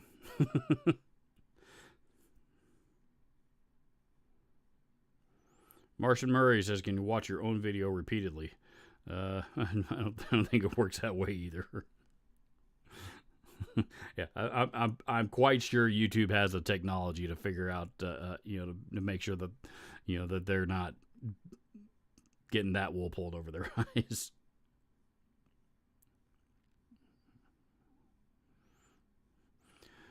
My knee shirt says I just use YouTube as a means to complete a song, and my songs suck. Yeah, mine do too.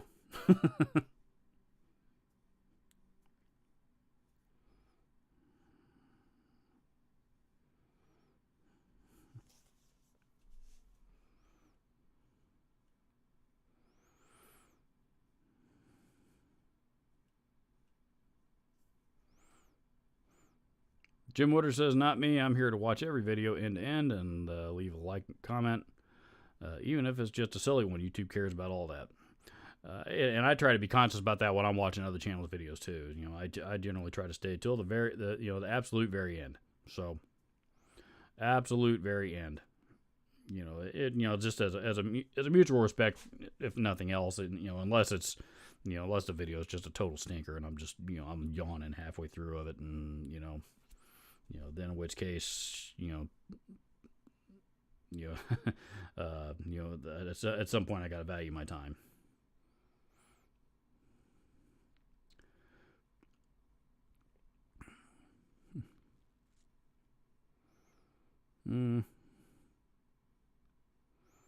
Cool Guitar Gear says, do you still own stinker guitars that you still have, keeping them for any reason? I still own my very first guitar. My very first guitar that I ever owned was a red Strat copy from that I bought back in the late 80s when I was a kid, a brand called TSX 2000. And like I said, I still have it. I haven't played it in years, but that one's obviously got sentimental value to me because that was my first guitar. I think there's actually a short in. The last time I plugged it in, it didn't even work. Might need to be cleaned out. So I don't know what it is.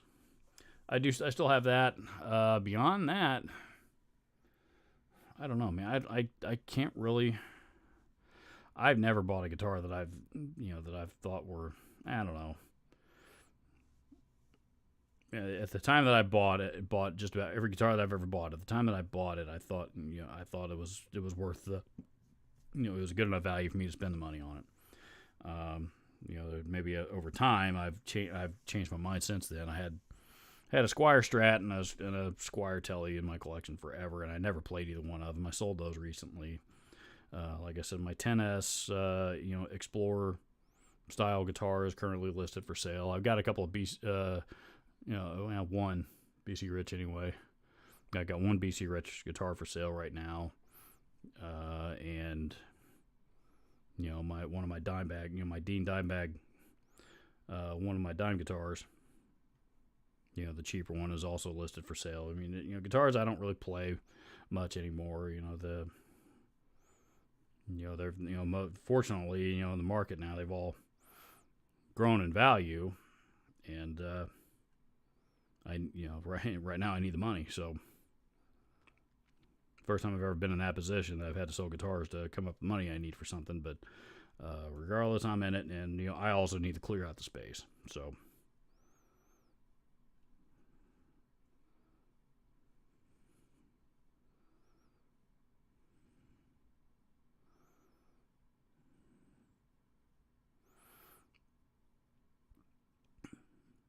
Stephen Holt says we got it before the rate hikes. Yeah, and that's another reason why I'm hesitant to buy houses, because we bought ours. We bought our house in 2013, and at 3.5%, and we refinanced a couple 3 years ago at 3%. So I'm not in a real big hurry to go, to sell this house. And even though I'd probably double my money on it, I'm still not in a real big hurry to sell this house and, go buy another one at a more expensive at double the interest rate. So whatever it is, 6s or 7s right now. I don't know what it is, but.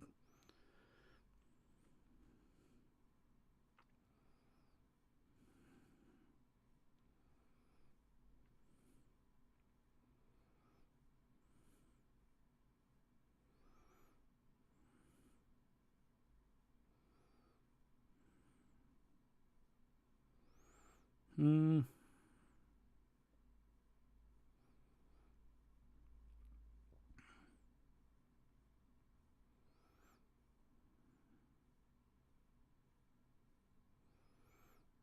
My knees hurts is going to my YouTube will make you feel better about your own playing and life choices. I don't know if that's true, but let's see.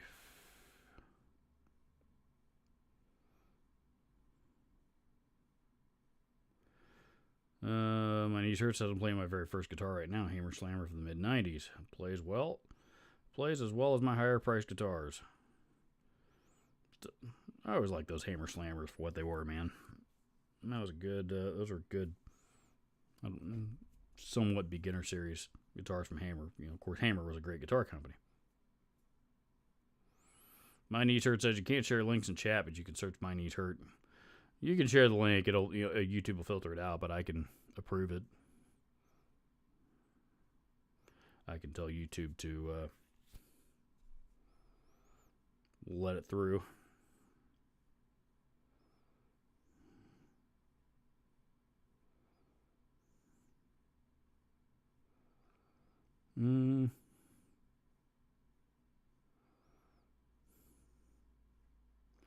Jim Woodard says, I'll sub. What the heck? I watched Trogley and the playing doesn't get much worse than that. I've not heard him. I've not seen him or heard him play. I don't follow his channel. I do wonder where the hell guys like he and Kyle, but where the fuck they get the money for all that gear. I know companies send them a lot of it, but still, Jesus.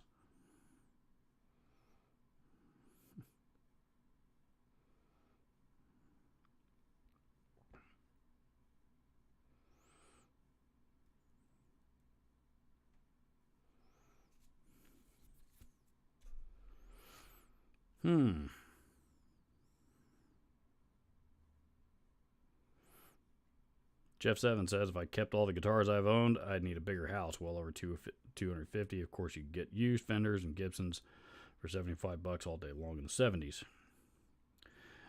Yeah, and I'm kind of learning that lesson the hard way.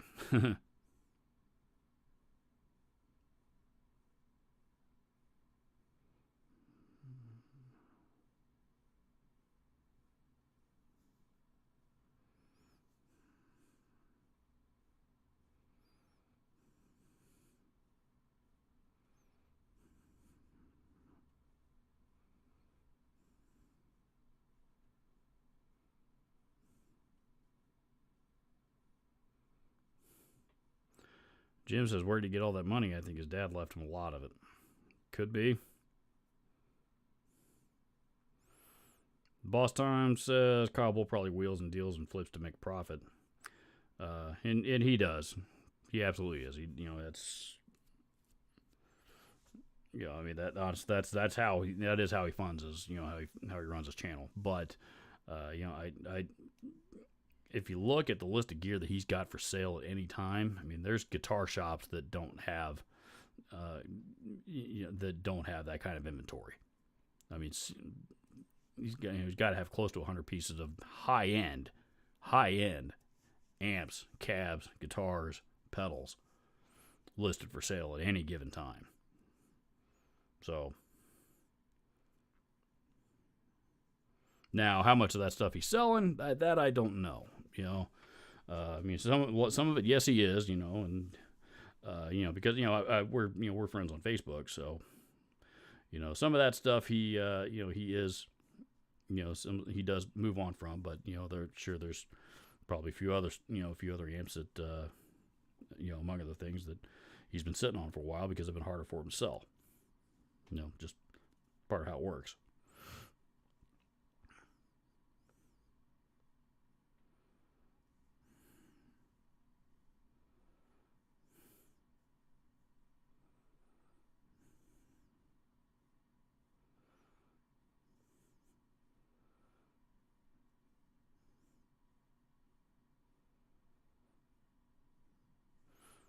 Jim Woodard says you got to have the initial investment. And if you watch, he started 9 years ago and he was flipping big stuff. He started with a plastic guitar.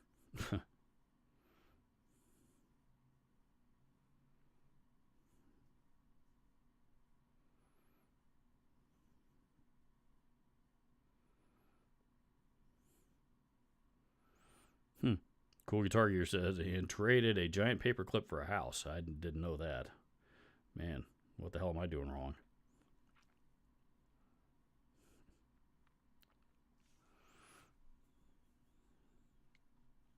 Yeah. Yep. I don't know, man. I'm not knocking him. He knows what he's doing. He's had a lot of success with it. So certainly nothing wrong with that.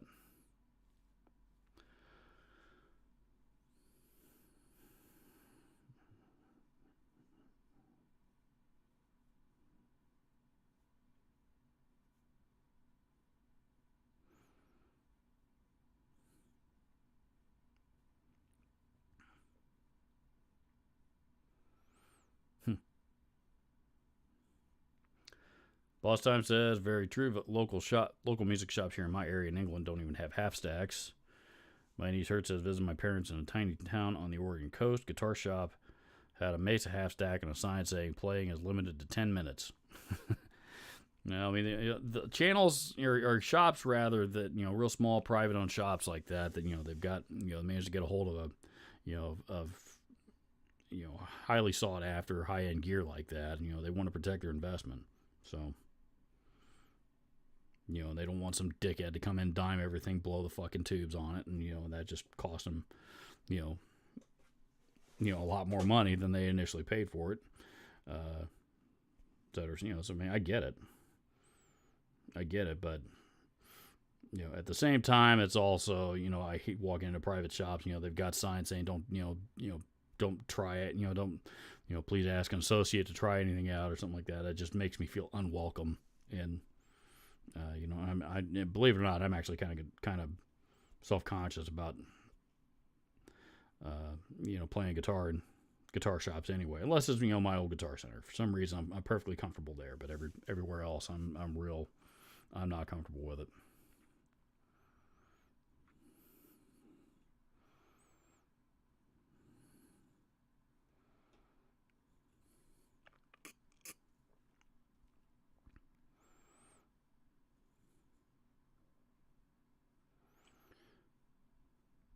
Will Meyer says, what do you know now that you wish you would have known when you started your YouTube channel? Oh, man.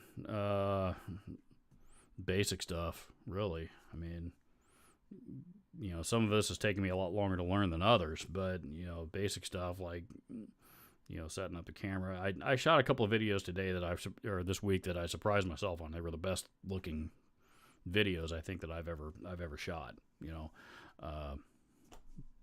was kind of created that look that I've always been kind of going for.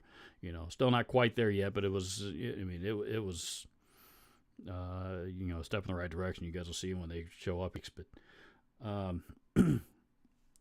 just simple stuff. Learning how to better use a camera, which I'm still not great at by any means. Lighting, good audio, and above all else, keep the shit short. Most of my if you guys been following me for a while, most of my my older videos were 15-20 minutes long a piece, just because I was afraid that if I was too afraid of not getting every single piece of info that I could possibly get into a video, and that caused them to stretch out to 15-20 minutes, sometimes longer, in most cases. Now I'm down. I'm trying to keep them down under 8, so, or under 10 if I can, or at least right around 10. Occasionally they go over that, but in most cases right around 10, preferably around 8 or less.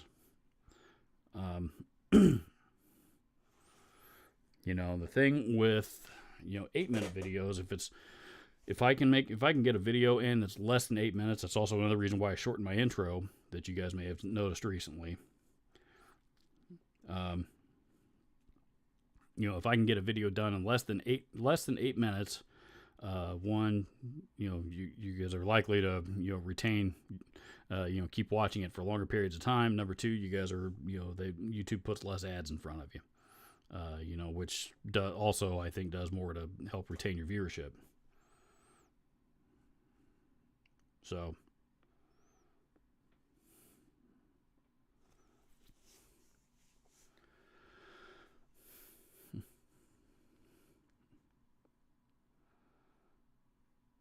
So I guess probably those things. Your, like I said, your basic YouTube 101 stuff. It just took me a while to grasp.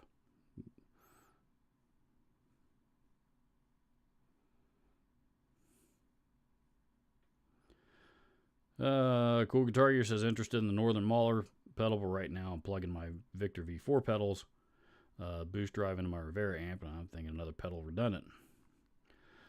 Yeah, I mean somebody mentioned the Northern Mauler pedal earlier, earlier in the thread, and I reached out to a buddy of mine at Rev about it, and he didn't reply back, which I think that was pretty much my answer.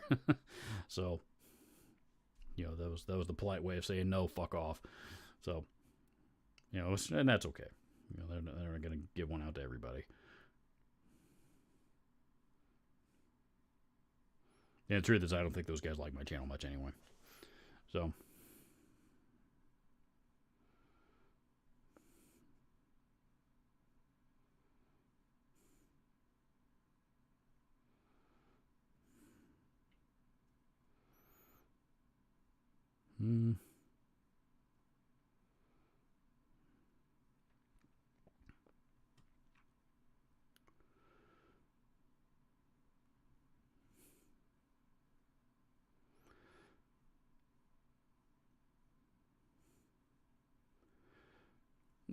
My niece searches long videos are why I don't like Brett Papa channel. I don't know who that is.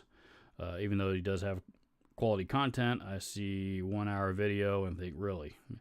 Honestly, that's what I see too. As soon as when I'm surfing YouTube looking for which video I want to watch next, if I see something that's stretching up into 30 or 40 minutes or hour or longer, I'm not clicking on it, even if it's one of my very favorite channels. I don't have the patience to sit through it. Most people don't. If I'm going to sit down and watch an hour and a half video, I'd rather sit down and, get caught up on an episode of something on my DVR.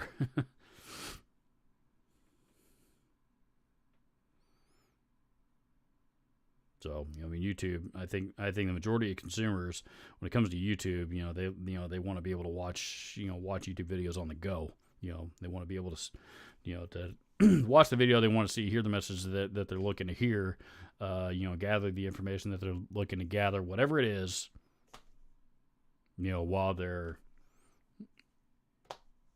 sitting on the train, right, on the way to work in the morning, kind of deal. Sitting at their desk drinking their morning coffee before they're getting their workday started, that kind of stuff.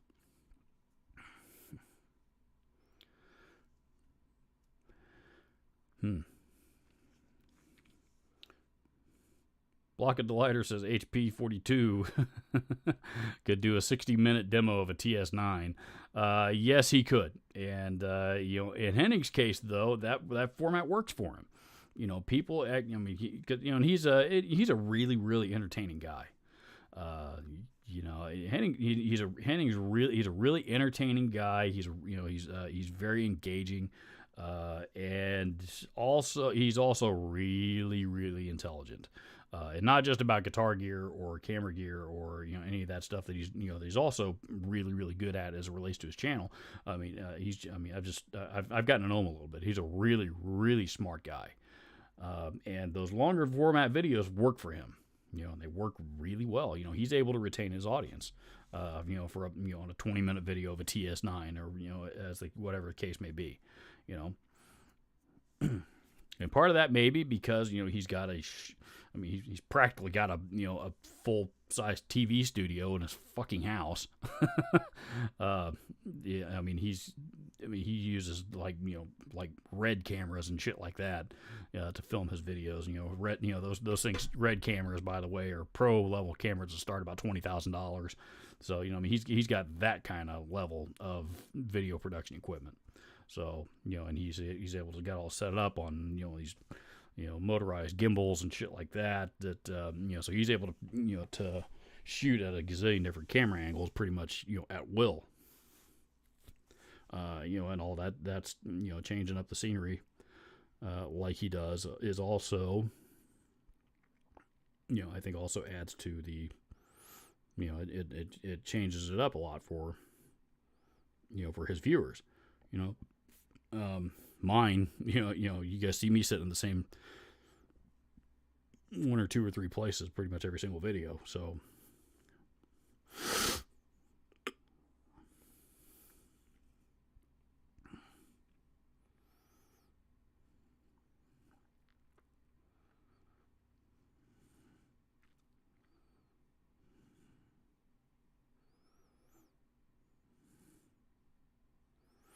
Jim Woodard says, "Oh gosh, HP42 does way too long a video for every little thing. I'll watch the intro, and that's all I need from his videos." I personally happen to think the guy's hilarious too. So one time, somebody asked, one of Glenn's viewer comments video, somebody asked him why Glenn's or why Henning's videos are all so long. Glenn said because he's trying to compensate for something. Those two are pretty good friends, though.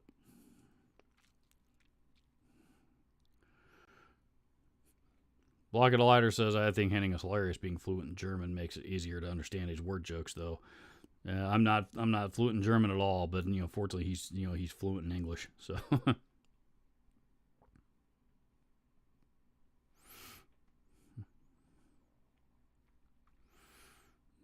Yep, that's right. Jim and David interviewed Thomas Blug on their podcast. That was a good episode. I heard that. I remember that one.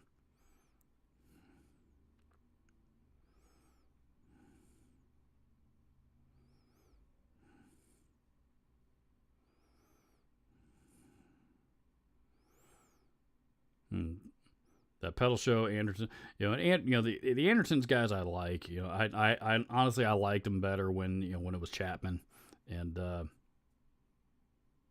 it was Chappers and the Captain. I liked it better when Chapman, when they were doing it when it was still Chapman, and Danish Pete's great too, but I was always more entertained by Rob Chapman.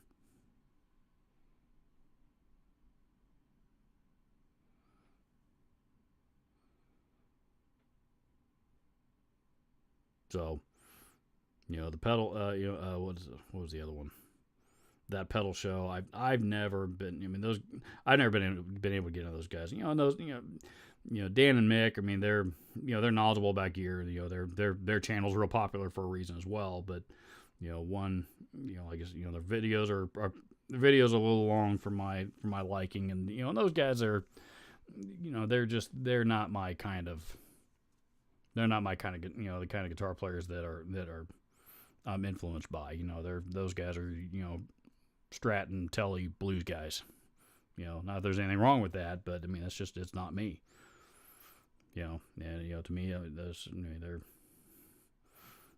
I don't want to say they're a dime a dozen because they're not any more a dime a dozen than metal guys like me are a dime a dozen.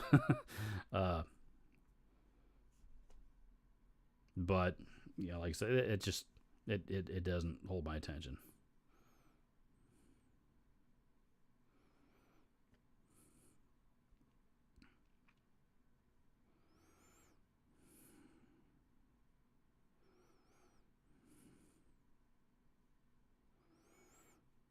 Zeno says, good greetings, Robert. Good to see you doing live streams again. I'm actually getting ready to knock off here. Been at this a little over 2 hours, which is, I haven't done one this long in a long time.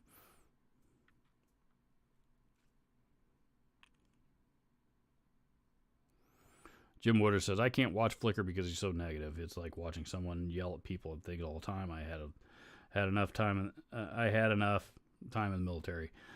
I really don't think he's negative. I think he's brash, and he's very, he's very, very, he's very no bullshit. No question about that. I really don't. I don't really see him as negative though, So I respect his his straightforwardness.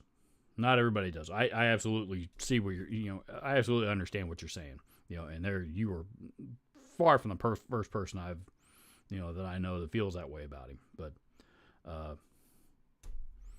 like I said, I don't see it as negative. But it might also be because I've also got a pretty dry pretty dry sense of humor about a lot of things myself.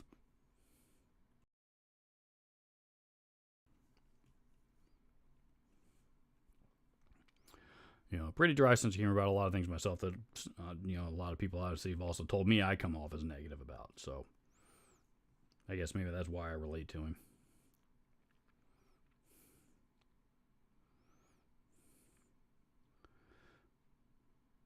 R&R Steve's, Black Arts Toneworks Quantum Mystic.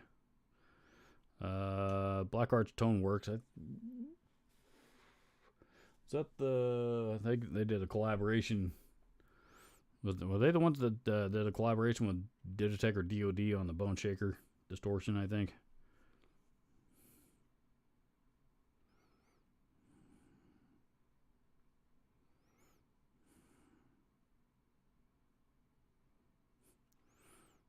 Jim Woodard says, I cannot see myself having a beer and having anything outside of gear to talk to when it comes to that pedal show, guys. I want someone to whom I can relate. Yeah, I think that's what everybody gravitates towards. I don't watch. I don't follow the I don't follow that pedal show because I don't relate to those guys very well. A lot of people don't follow my channel because they don't relate to me, or they don't get my sense of humor, or like I just said, they think I'm negative, because I'm a no bullshit guy either, as well. So, I get it. No, I don't think there's a channel in the world out there that's for everybody.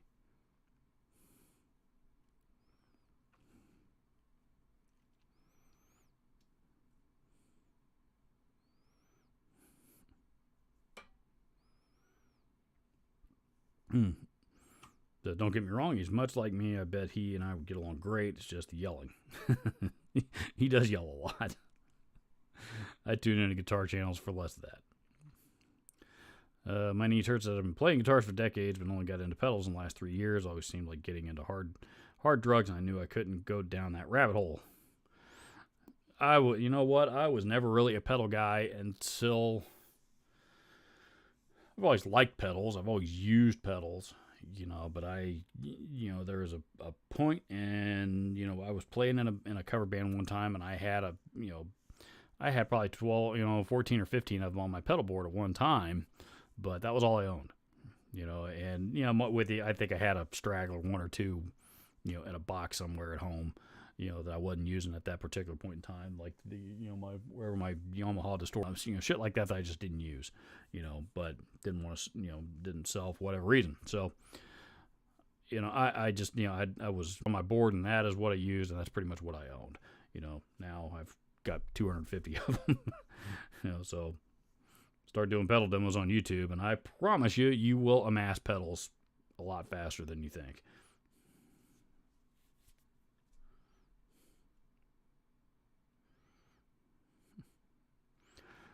Jim Woodard says, I bet I have $5,000 in pedals, and most I don't use. Don't do it. Stay away.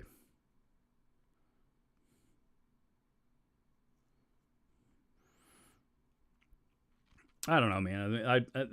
I probably don't. I don't use most of mine either, but it is nice to have a few. There's several of them that are nice to have laying around when I do want to grab something, even if I don't use it very often. So.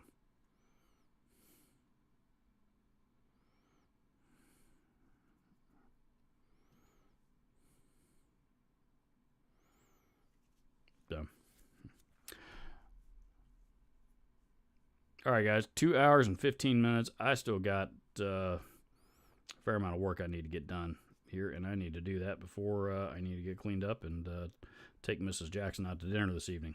So I'm going to go do that.